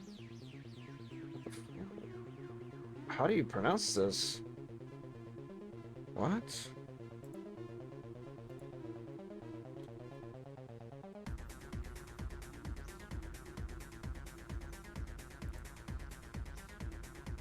Wiry. Is that how you pronounce it? I guess. What? Or is that how you, like, write it? I've never seen it written like this. Armed, and the material head appears, pauses in place, and begins to surveying the surroundings. Its head rotates in a full circle as it completes a thorough scan. What is that? The robot seems to lock onto them from afar and starts bounding toward an And at incredible speed. Looks like things are about to get even more dangerous. But hey, good news. There's a building over there. X points to the distance where an old apartment buildings just out from the golden fields. Let's take shelter there. Crash in a tall wheat and scurry toward the building. Quick, get down. Apartment appears to be abandoned. The back gate is weathered and worn, and the surrounding wall is overgrown with vines. The three hurry over to the doorway as the giant robot's footsteps grow louder and louder. They slip into the building. Oh, is this where the old lady is? Press your ears against the door to listen to the sounds outside. Boom. Boom. Sounds beyond the door fade. The giant robot seems to have passed by them, but the three of them are still holding stiff, barely breathing. I think it's gone. For now. Tension finally eases. The three slump to the ground, lean against the door. Isn't sending such a supersized robot after us a little extreme? X waves his hand and starts looking around their hiding place.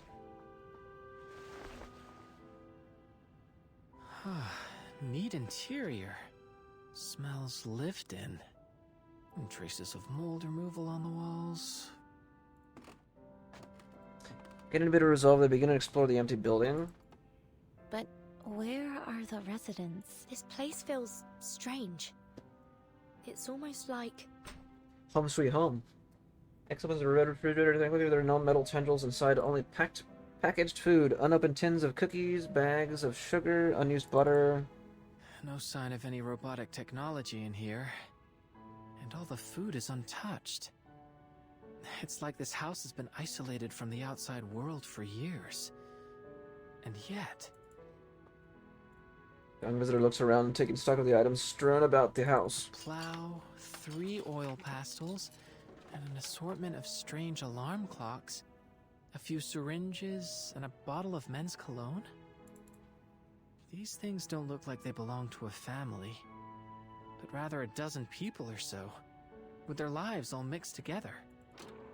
There's some personal effects in here. Letters, family photos, and... This is not where the guy's house is, right? Or his mom. I've started recording. Come on, Mama. What's that sound? It's coming from this pocket watch device. That journalist we met, Maxim. He had something like this too. Don't worry. I'm recovering well here. All of us comrades in the ward do what we can to help each other, so we can overcome any difficulties. Don't forget about me, Mama. I really miss you, Papa. It's already been a month. I remember, little squirrel. The next time you visit, remember to bring that doll with you. The one with the pretty floral dress on the balcony. Pocket watch falls silent. Were they the owners of this apartment? Where did they go? Not a clue. There's all sorts of things on the balcony, but the doll isn't here. Behind them, they hear the sound of a gun being cocked. X is about to turn when he shouts, stops him in his tracks. Don't move. Put your hands up first, then turn around slowly. They raise their arms and turn to face the person behind them. A tense old woman is brandishing a shotgun. Please, don't shoot, ma'am. We just... Call me Tamra. Foreign kids. A rare sight. The last time I saw misbehaving kids was before the plague. It's a shame so many lives were cut short. What'd you do to anger a Beliash like that? Steal its H-beams? The old woman examines the three of them closely. Oh, I see. You're those unknown variables Xena was talking about. All right, tell me what happened. Don't they tell you to obey your elders where you're from? The young intruders look at each other in stunned silence. Finally, X steps forward. Allow me to explain, Madam Tamara. Long, long ago. And that's what happened, ma'am. I swear, everything we've said is the truth.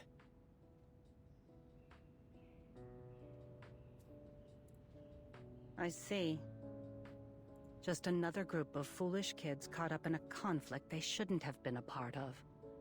If I take you at your word, that is. But branding 3 kids terrorists and sending out a balayage to stop them? The people in this country have gone mad. You have my sympathy anyway. But I have more important things to do than babysit. Considering your situation, how about you hide here a little longer? When I'm done with my work, I can send someone to help you out with the orb head outside. But all this is a memorial for the good folks we lost to the plague, so don't touch anything. 3 exchange glances. Or you can always leave. God knows I won't stop you. We'll accept your offer, ma'am. Next cuts in before Mesmer Jr. can finish her sentence. Shoots her a sidelong glance as if pleading for her to follow his lead. Mesmer follows his gaze to the shotgun and Madame Tamara's hands. Not like we can confront the Balayage with just the 3 of us. Might as well stay put for now, right? It does make sense. We'll stay and help you, Madame Tamara. Then you're smarter than I took you for. Relax, I won't hurt you. Come, look. The alarm clock starts ringing. Tamara turns to the assorted collection of clocks in the room and quickly singles out the source. Pushes the old clock and shuts it off with a sigh. I think of this place as a memorial, although it doesn't commemorate any heroes. Just everyday people. Like the one who owned all these clocks. They belonged to Olga Sokolova, a 23-year-old nurse. A very jumpy, anxious girl, but honest. Taking care of her possessions takes a lot of effort. The alarm clock starts ringing from somewhere in the room. Patient number 28 needs their medication. Tamara's hand weaves through the forced alarm clocks on the windowsill with ease and shuts off the rattling timer. Why did she need so many clocks? Olga was terrified of forgetting all sorts of things. She'd set her alarms to remind her to administer medication, shots, you get the idea. But it wasn't enough. In the end, she went to the hospital too, leaving me with this mess. This one looks the oldest. Expect the children's alarm clock made of old yellow plastic. You're right, that was the first. It'll ring in just a moment. It's why I came here today. I'm in quiet stand, waiting for the little alarm to ring. Happy 20th birthday, Sasha. You can turn it off now. Her daughter isn't around to hear it. The plague took her, just like so many others. 20 years old. How time flies. Tamara picks up a broom, leaning against the corner of the room. Kids, come give me a hand. Time to sweep. Like visitors follow Tamara to another corner of the room, one that seemed entirely different in style. An entire wall of tools. Looks like whoever lived here liked making things by hand. That's an understatement. There's a basket under the workbench full of all kinds of toys and electronic parts. Andre and Vanya loved tinkering with those kinds of things. Tamara starts sweeping with one hand and pulls a few rags from a nearby plastic bag with the other, handing them out to the young visitors. All right, kids. The sooner we finish cleaning, the sooner we can deal with that hunk of metal outside. Maybe I'll bring a few robots over to show my old friends how much our country has developed. 3 of them each take a rag and approach the wall of tools. Is this why you've been keeping things just the way they were? Tamara sweeps up the dust under the bench, then stops to massage her lower back. This isn't really their home. I just moved their things here. Like taking a snapshot of their former lives. A cenotaph for the dead. I'm old. And the older I get, the more I recall my past memories. Everyone moved on so quickly. I couldn't bear to throw anything away. So I put it all here. Xena called it stupid. But she didn't stop me either. Tamara empties her dustpan. She flips open the calendar hanging from the door. At the height of the plague, none of us would say it. But we all wondered the same thing. Is humanity doomed? But even so, no one gave up. Everyone kept on stubbornly surviving, as if we could outlast the whole disaster, outlast the sun itself. Whatever it took to see our lives return to normal. We would say, who better to withstand the harsh winter than us? We would help each other, encourage each other through the hard moments. We let the flames of our most fervent hopes warm our hands. We kept telling ourselves, don't cry.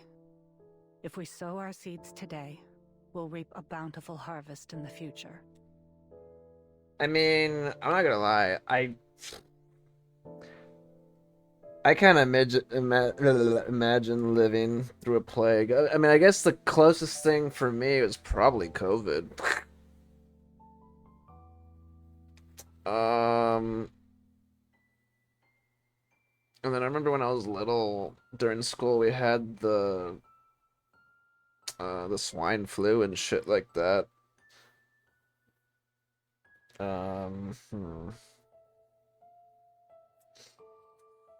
Yeah. But some never saw the spring.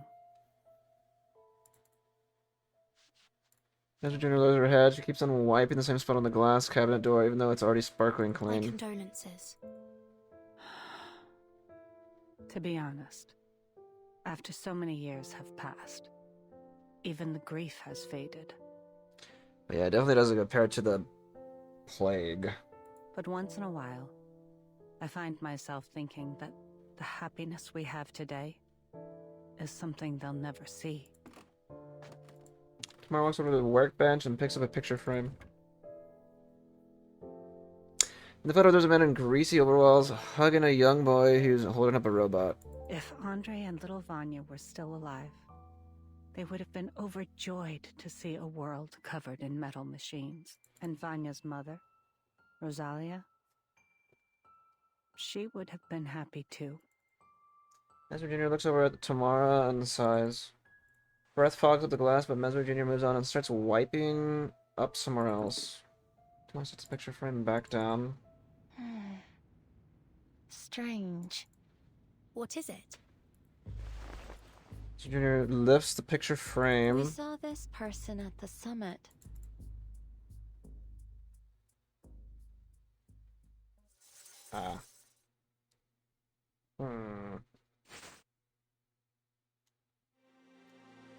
The logic behind nostalgia.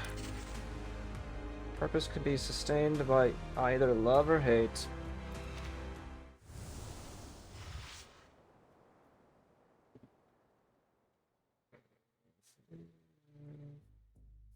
You mean little Vanya? Are you sure? That journalist we met, he called himself Maxim. He had the same scar on his forehead. I thought he... After things settled, I tried to check in on Rosalia and her family. They were already gone. So Vanya is alive? And he became a journalist. I'm happy he made something of himself. I found something else strange. These documents seemed out of place here. X lays out a series of technical files. All of them seem crisp and fresh, not like the yellow papers and books elsewhere in the house. Having made a cursory glance, they seem to concern the robots we've encountered so far, including that big one that chased us here. See? Take a look at these schematics. Tell me this isn't that belly ash thing. But why would anyone keep these files here? These look like highly sensitive schematics. A seemingly abandoned location close to the summit venue. It makes sense, wouldn't you say, Tamara? Expands of the page with the belly ash schematics over to Tamara. The old woman, thrilled a moment ago, now finds herself looking over the files. Her brows furrowed, and soon her confused face turns shocked. Wait. I recognize this handwriting. No one writes a ya like this, except... little Vanya. At the revelation, the old woman shakes with emotion, prompting Mesmer to reach out to comfort her. Tomorrow starts again with renewed confidence. We should discuss this with a friend of mine. She'll be able to help us understand what is going on here. A friend? I contacted her as soon as I heard you come in. But don't worry. I'm certain she'll be able to answer all your problems. The young visitor's attention is soon drawn to the window by the deafening roar of engines. What is that? It looks like a flying house. Tamara, clear the way! Wooden hut begins its slow descent in the courtyard, but before it even reaches ground, someone hops off and slams her way through a window and into the building. Brother. What? Cloud of dust rises below and in from the outside, while the trio cough uncontrollably. A figure steps out of the haze. So the quantum computer was right. Look what I found. Pint-sized scientists from a faraway land. I'm glad you didn't kick them out, old friend. Well, why would you? They do look like good kids.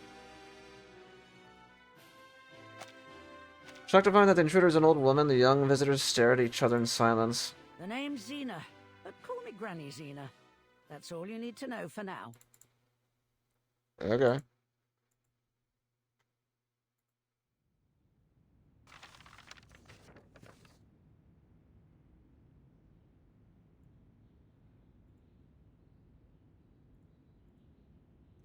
After Tomorrow walks her through their findings, Xena takes over the documents and starts reading. Face grows more serious as she turns the pages. These files outline a way to circumvent the Collective's firewalls. It's a sophisticated exploit. He's no amateur. With this, Maxim would be able to take control of the belly ashes and activate their combat protocols. If what I'm reading here means what I think, then Comrade Sechenov is in 6 layers of deep shit. He's in trouble. Why? Because our little Vanya is likely the one who lifted the combat restrictions on all the robots, which means this chaos wasn't just a bug in the system. It was targeted. Then you mean that he could be the one that sent that giant robot after us? I figured it would have been that P3 guy, or the twins. Taking in the preponderance of evidence, it's a good bet that Maxim is the one that orchestrated the robot's attack on the exhibition. Which isn't just the robots. He's also got his hands on the schematics for Sechenov's thought device. Does that mean he might have tampered with them as well? It'd explain why the scientists up there are all going nuts. Do you think he intends to seize control of the entire Collective 2.0 network? The old woman puts down the files and grabs the frame from the table. I knew this little project of Sechenov's would wind up with everyone insane or brain dead. Politician, scientist, journalist. No one is meant to have that kind of power. But it seems our Vanya already had a screw loose before he put on that thing. He could be plotting something far more dangerous.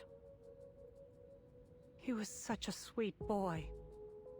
Why would he want to destroy this place? Whatever his reason, we can't let him get away with it. Our goal is clear. We must put a stop to him. That's easier said than done. We don't have an army, we don't even have weapons. How are we going to get to Maxim with a single shotgun between us? But I get the feeling you can help us with that, am I right? You're a smart kid.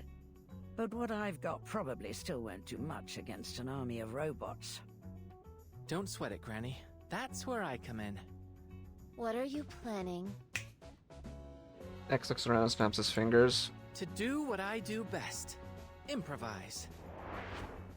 Make a Rube Goldberg machine. Dear me. Where did you find all these things?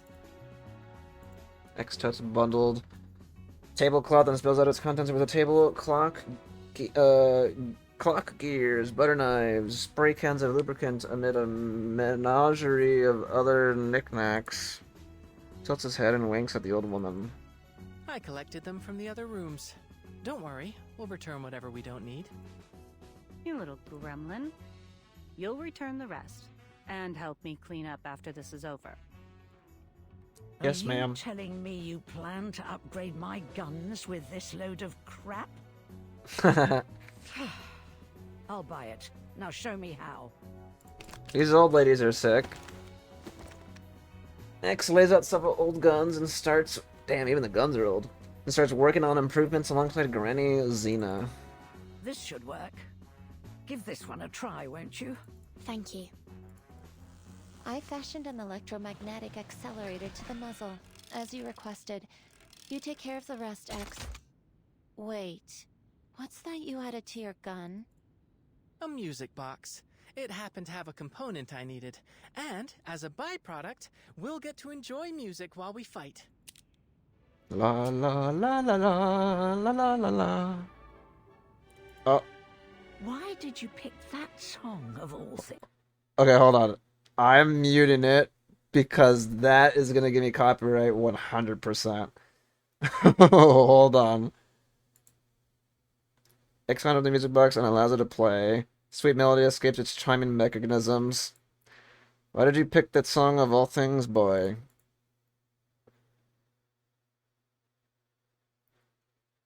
I didn't. It was already programmed into it. Why do you ask?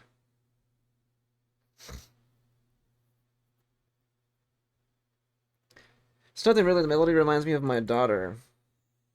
Is everyone geared up?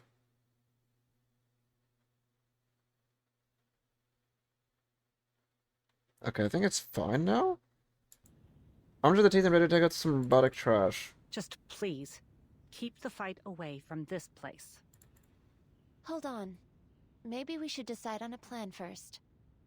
Yeah, like, anytime I hear, like, anything that sounds, like, remotely close to something, like, that's gonna give me, like, a strike or, like, a, you know, just copyright struck, I think I'm gonna be doing that from now on. Like, even during, like, live performances and stuff, I'm gonna be, yeah, kind of muting it. A plan?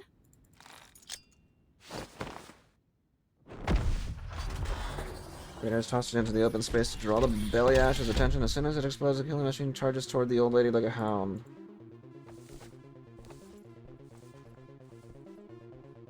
Damn, this is... A plan, didn't you? This is a badass picture, but can I have it? Or can I use it as a thumbnail, or am I gonna get in trouble?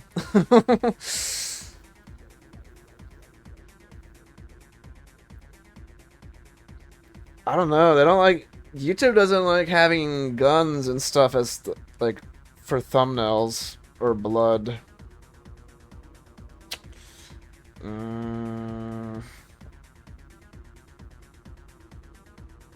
I don't know. You wanted a plan, didn't you?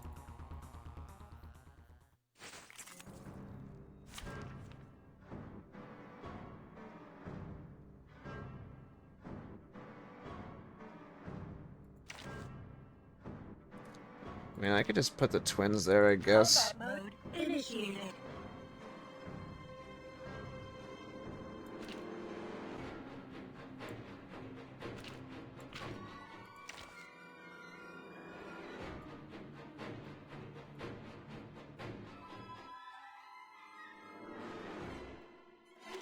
North Jump Division business.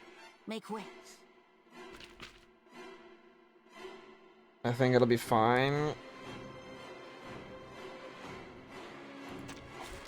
At the ready.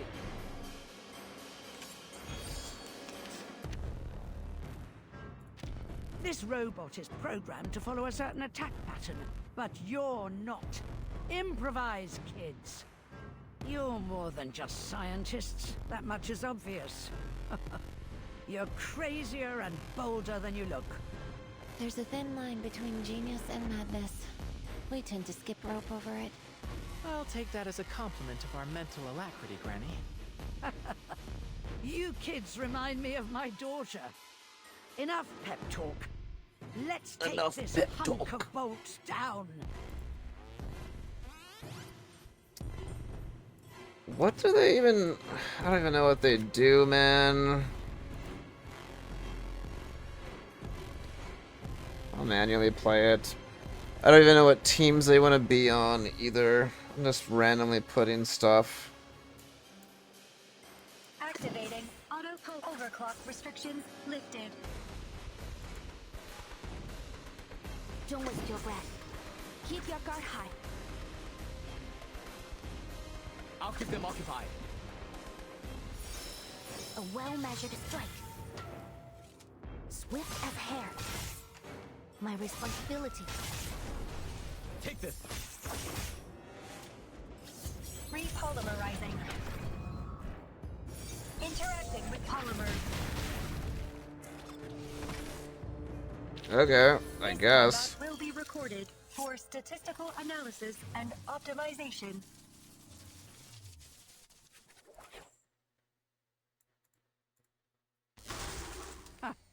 How do you like that? Xeno lizard foot on the powered off belly ash. Shoes sizzling against the heated metal. You're as wild as ever, old friend. We're safe for now. It should take a while before Maxim sends another of his murder bots after you. So, what's next? We find Maxim and stop him before more people get hurt. It's crazy because, again, I haven't played Atomic Heart. I've seen gameplay of like a good portion of it, or a lot of it. Or maybe not a lot of it, but like some of it. But I remember seeing the trailer for the second one. The trailer looked pretty good, not gonna lie. And ideally, we'll clear our names as well. First, I think I'd like to let Maxim learn how it feels to be on the receiving end of one of these metal monstrosities. Okay. X approaches the belly ash's interface and connects it to it with a STOT device. Clever. I wouldn't mind having a big angry metal poppy on our side. I appreciate Maxim leaving behind those documents. It's made it much easier to replicate his hacking exploits. I did kind of predict, like, I knew something was gonna happen with the guy in the beginning. The reporter dude. Fantastic. Now let's turn on this speaker so you can communicate with us. Communicate with us. Like Nora and the People in stories like put in like the unlikely like person, but then it just becomes like over time kind of just obvious.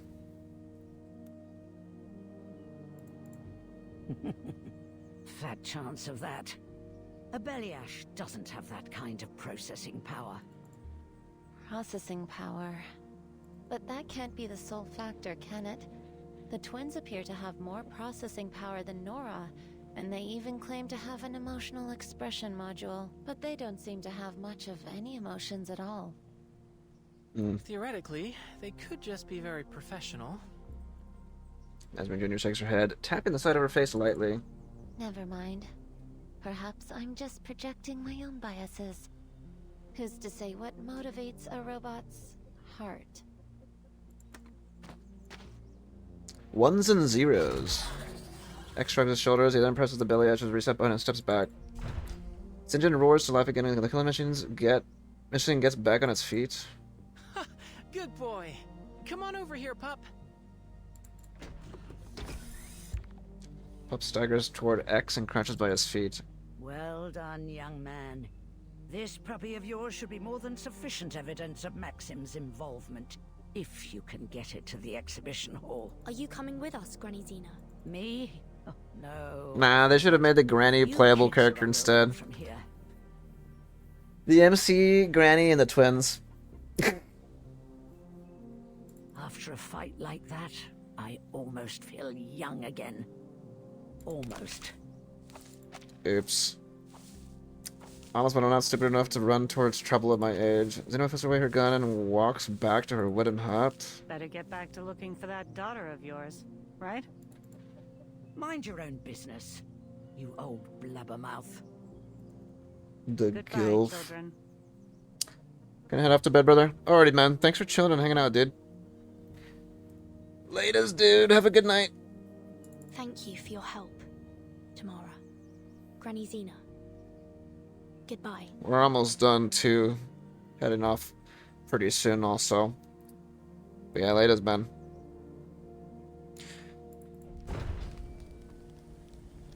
Axis Belial stands up to see the kind-hearted ladies off. Let's go, pup.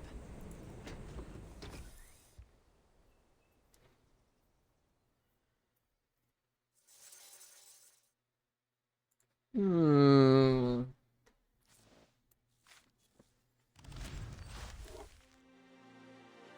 The crazy to be. There's no time to mourn the past.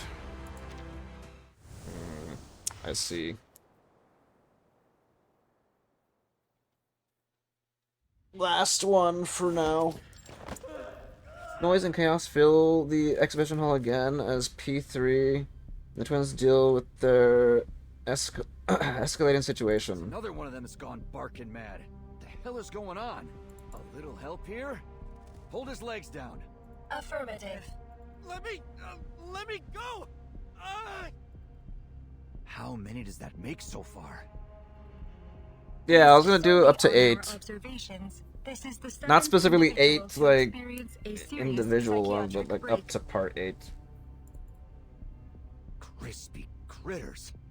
Left. Are there any sedatives we can use on him? Think the repair vendor could synthesize some? Dang, you like saying that, huh? The repair vendor has experienced a serious emotional malfunction, Comrade Major. Damn it. You mean that crazy fridge can't even repair herself? P3 jumps down from the platform, wiping away beads of sweat that now cover his forehead. At least we tied him down. Thanks, ladies. Wouldn't have expected these brainiacs to be so tough. It'd be easier if they were robots. All they need is a bullet to the head. Comrade Major, please be mindful of your choice of words. There are international experts present. We should not need to remind you of your mission. Avoiding a scandal by killing every possible witness could be an interpretation of our mission parameters. Can it, Glove? You know that's not what I meant. Situation's looking bleak, though. We've already got 7 of these lunatics, and there's no telling if or when the rest of this crowd are gonna join them. Give him one trait for the story and an odd live 2D. I would have to take a look at the 2D, the other illustration again. Plus, or is it their still have art? to find those spy kids and figure out why that Belyash went rogue. Oh yeah, that reminds me.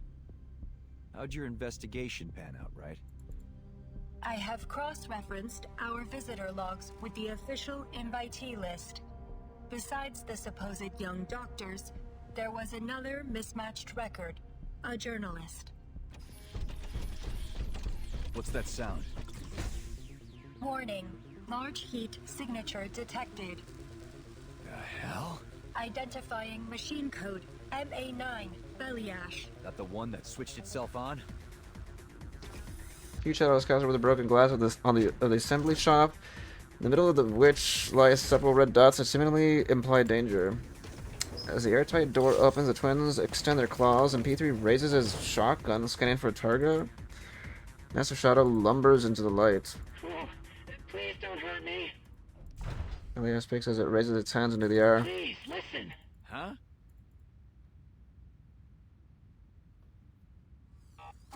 Once again powered down, Belyash lies huddled into the corner, or in the corner as the left approaches to inspect it. You're saying this Maxim guy is behind the attack? That's right. The files we found in the access logs from the Belyash should prove it. What do you think about that, Glove? Allow me a moment, Major. Spinning the files in the air above its tentacles, Glove scans through the documents page by page. Analysis complete.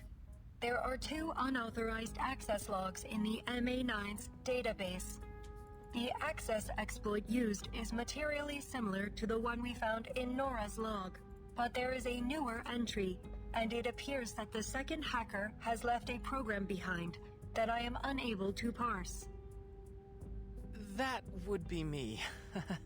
It's a patented and highly classified coding language. I'd advise against removing it for now.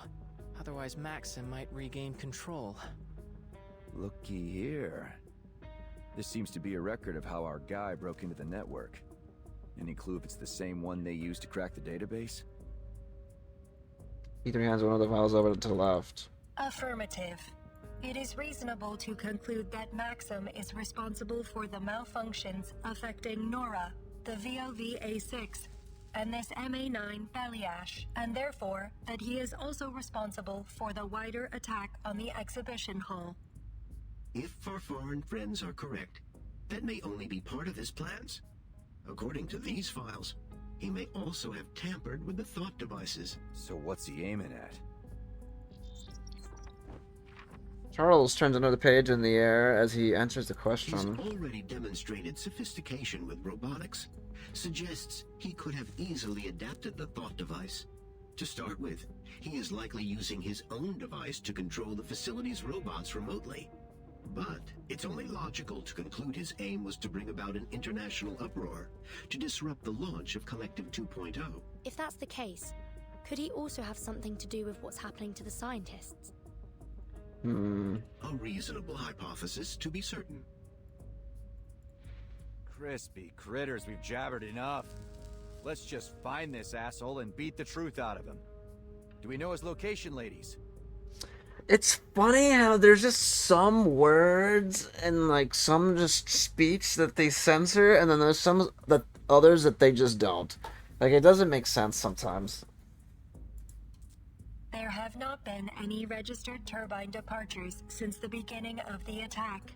We can infer that the suspect is still somewhere within the confines of this platform. If he's still here, then he must have intended to observe things from a secure location. Is there a room in this facility where you might be able to monitor the entire exhibition center? Somewhere secure? Excluding offline locations. Analyzing security and monitoring feasibility. Conclusion: the power control room. Do we have some way to check if he's there? Affirmative. Provided the communication system linking these locations is not damaged. Staff attempts to contact the power control room. After several failures, the connection goes through. Are you there, Comrade Maxim? There's no response from the other end of the line. We must conclude that your attack on this facility and the staff here has some specific purpose or goal. Are you willing to open negotiations? No response. Maybe he's not home? Comrade, you should be warned that... Maxim, we've been to your hideout. We know you were there recently. We saw things from your childhood there. Your belongings, the toys you played with, even your family photos. A woman there, Tamara, told us your real name is Vanya. I recognize your voice. Dr. Verton, I presume. You're wasting your time. And you don't have a lot of that left. You're about to get what you deserve. Every single one of you drooling lackeys of that hack Sechenov. I'm not going anywhere. So if you're planning to kill me, do it. But it won't stop a damned thing. The line cuts out. This guy's got a death wish. What's he planning? Whatever it is, he's made it clear where to find him. The power control room. Sudden burst of communication from the huddle. The survivors. Hey, Alexei! Stay with me, pal! Somebody, please! He needs help! In the corner, a familiar scientist holds on to a shaken friend. What's happening? I don't know. He's starting to seize up like the others. Time me up. Don't let me. Ah, yeah, got it. Two men lift the scientist and carry him off into the next room. They've barely left sight before the stream begins. Peter returns with a dark, haunted expression. The other scientist follows behind him, sagging low at the shoulders. Crispy critters. Can't wait to get my hands on that son of a bitch. Hold things down here for See, like, you ladies. They censor that, though. Okay. Comrade Major, before he severed the connection, Maxim warned that killing him would not be sufficient to stop his plans. Perhaps further investigation is needed. And what's your big idea? Wait around until all these eggheads crack? It remains a matter of critical importance that we determine the nature of their neurological distress. Peter stops himself at the doorway, breathing out a long, harsh breath. Gallery has fallen silent, punctuated sporadically by muffled screams echoing from the scientists tied up in the assembly shop. Hold on. I think I have a theory. Go on. Alexei put on his device a little before I did. So maybe these things are a kind of ticking time bomb. The longer you wear one, the more likely any little bump will set you off. That would explain why it isn't happening all at once. X reaches for the thought device on his temple, ponders things for a moment, and then lets his hand fall.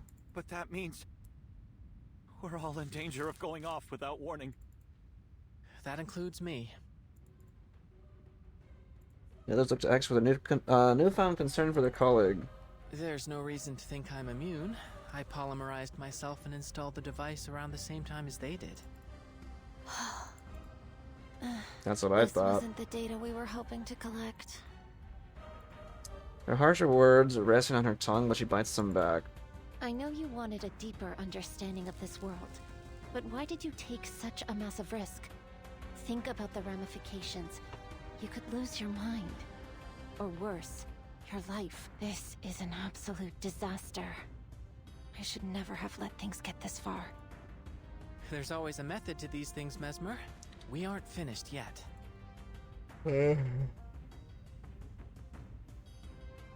X points at his thought device. Progress requires risk.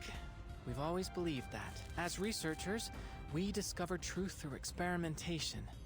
Now, we have one critical piece of the puzzle, and the minds to crack it.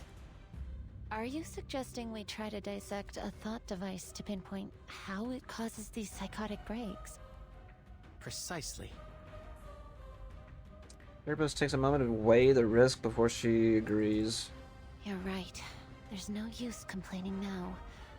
We have an opportunity to make the most of the time we have left. You're kidding me.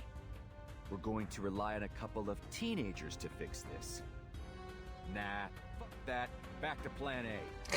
I'm gonna go beat the answers out of Maxim. Wait, Major. The people here need you. Besides, he already made his intentions clear. He'll die before telling us anything. We have to solve this problem ourselves. What's more, it seems your companion is the only one here with any working knowledge of the thought device. We'll need his help. Someone still needs to get him before he causes more trouble. Then allow me to go. As a neutral party, I might have a better chance to negotiate with him. Are you insane? This is a life or death operation, kid. Not a field trip. I'm not about to let you walk out there and get torn apart by those robots. We will not let that happen, Comrade Major. I can't get over how they pronounce comrade in this. They keep saying comrade. Asmer Jr. and X have put on hazmat suits and safety goggles borrowed from the assembly room. Better to start the experiment. I know it may be hard to believe, but we're trained researchers. I was practically raised in the lab. We may have come here under false pretenses, but we're proven and capable scientists. We can handle this. Asmer Jr. next nod in unison and begin working on the thought device. I guess that means the summit's back on. Is that it?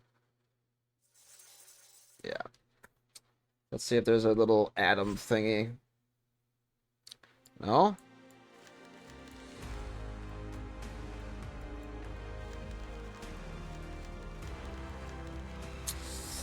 Alrighty, I think that's gonna do it then. We're up to 8. That's a good stopping point.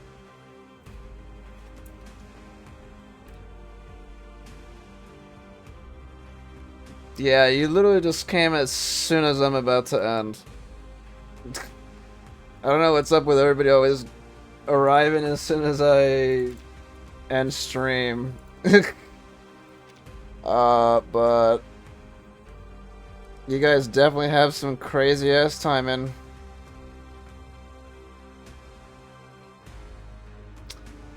Yeah.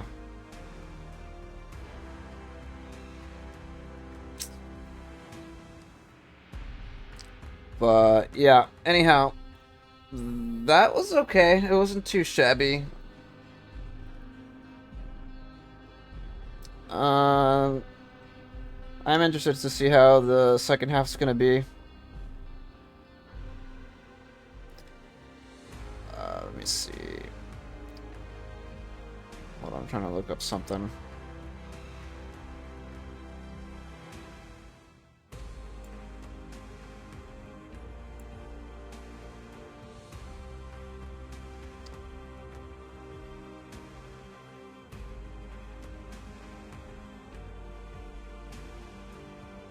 I can't see shit. Oh.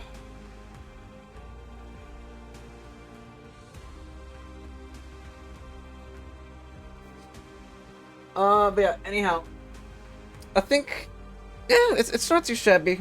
I think I'm enjoying it more than I thought I would. I don't think I have any, like, thing I want to, like, bring up about it, to be honest. I mean, a lot of the stuff I thought about, like, with the Maxim guy in the beginning, I was like, this guy's definitely something, kind of came true. The older ladies are kind of like the best part of the whole thing. They were kind of cool.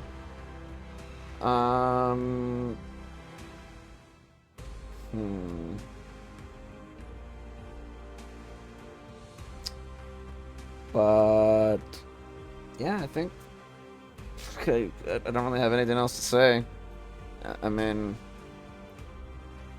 I think so far from I'm not gonna rate it right now. I think like, I'd rather rate everything once I'm completely done with everything, with the whole story and whatnot. But yeah, I mean, so far so good. I think we'll leave it off on that, and we'll finish up the second half next time, and then maybe we could do something else as well. Maybe Avatars, another game, and whatnot. But yeah, I'll catch you guys next time. Until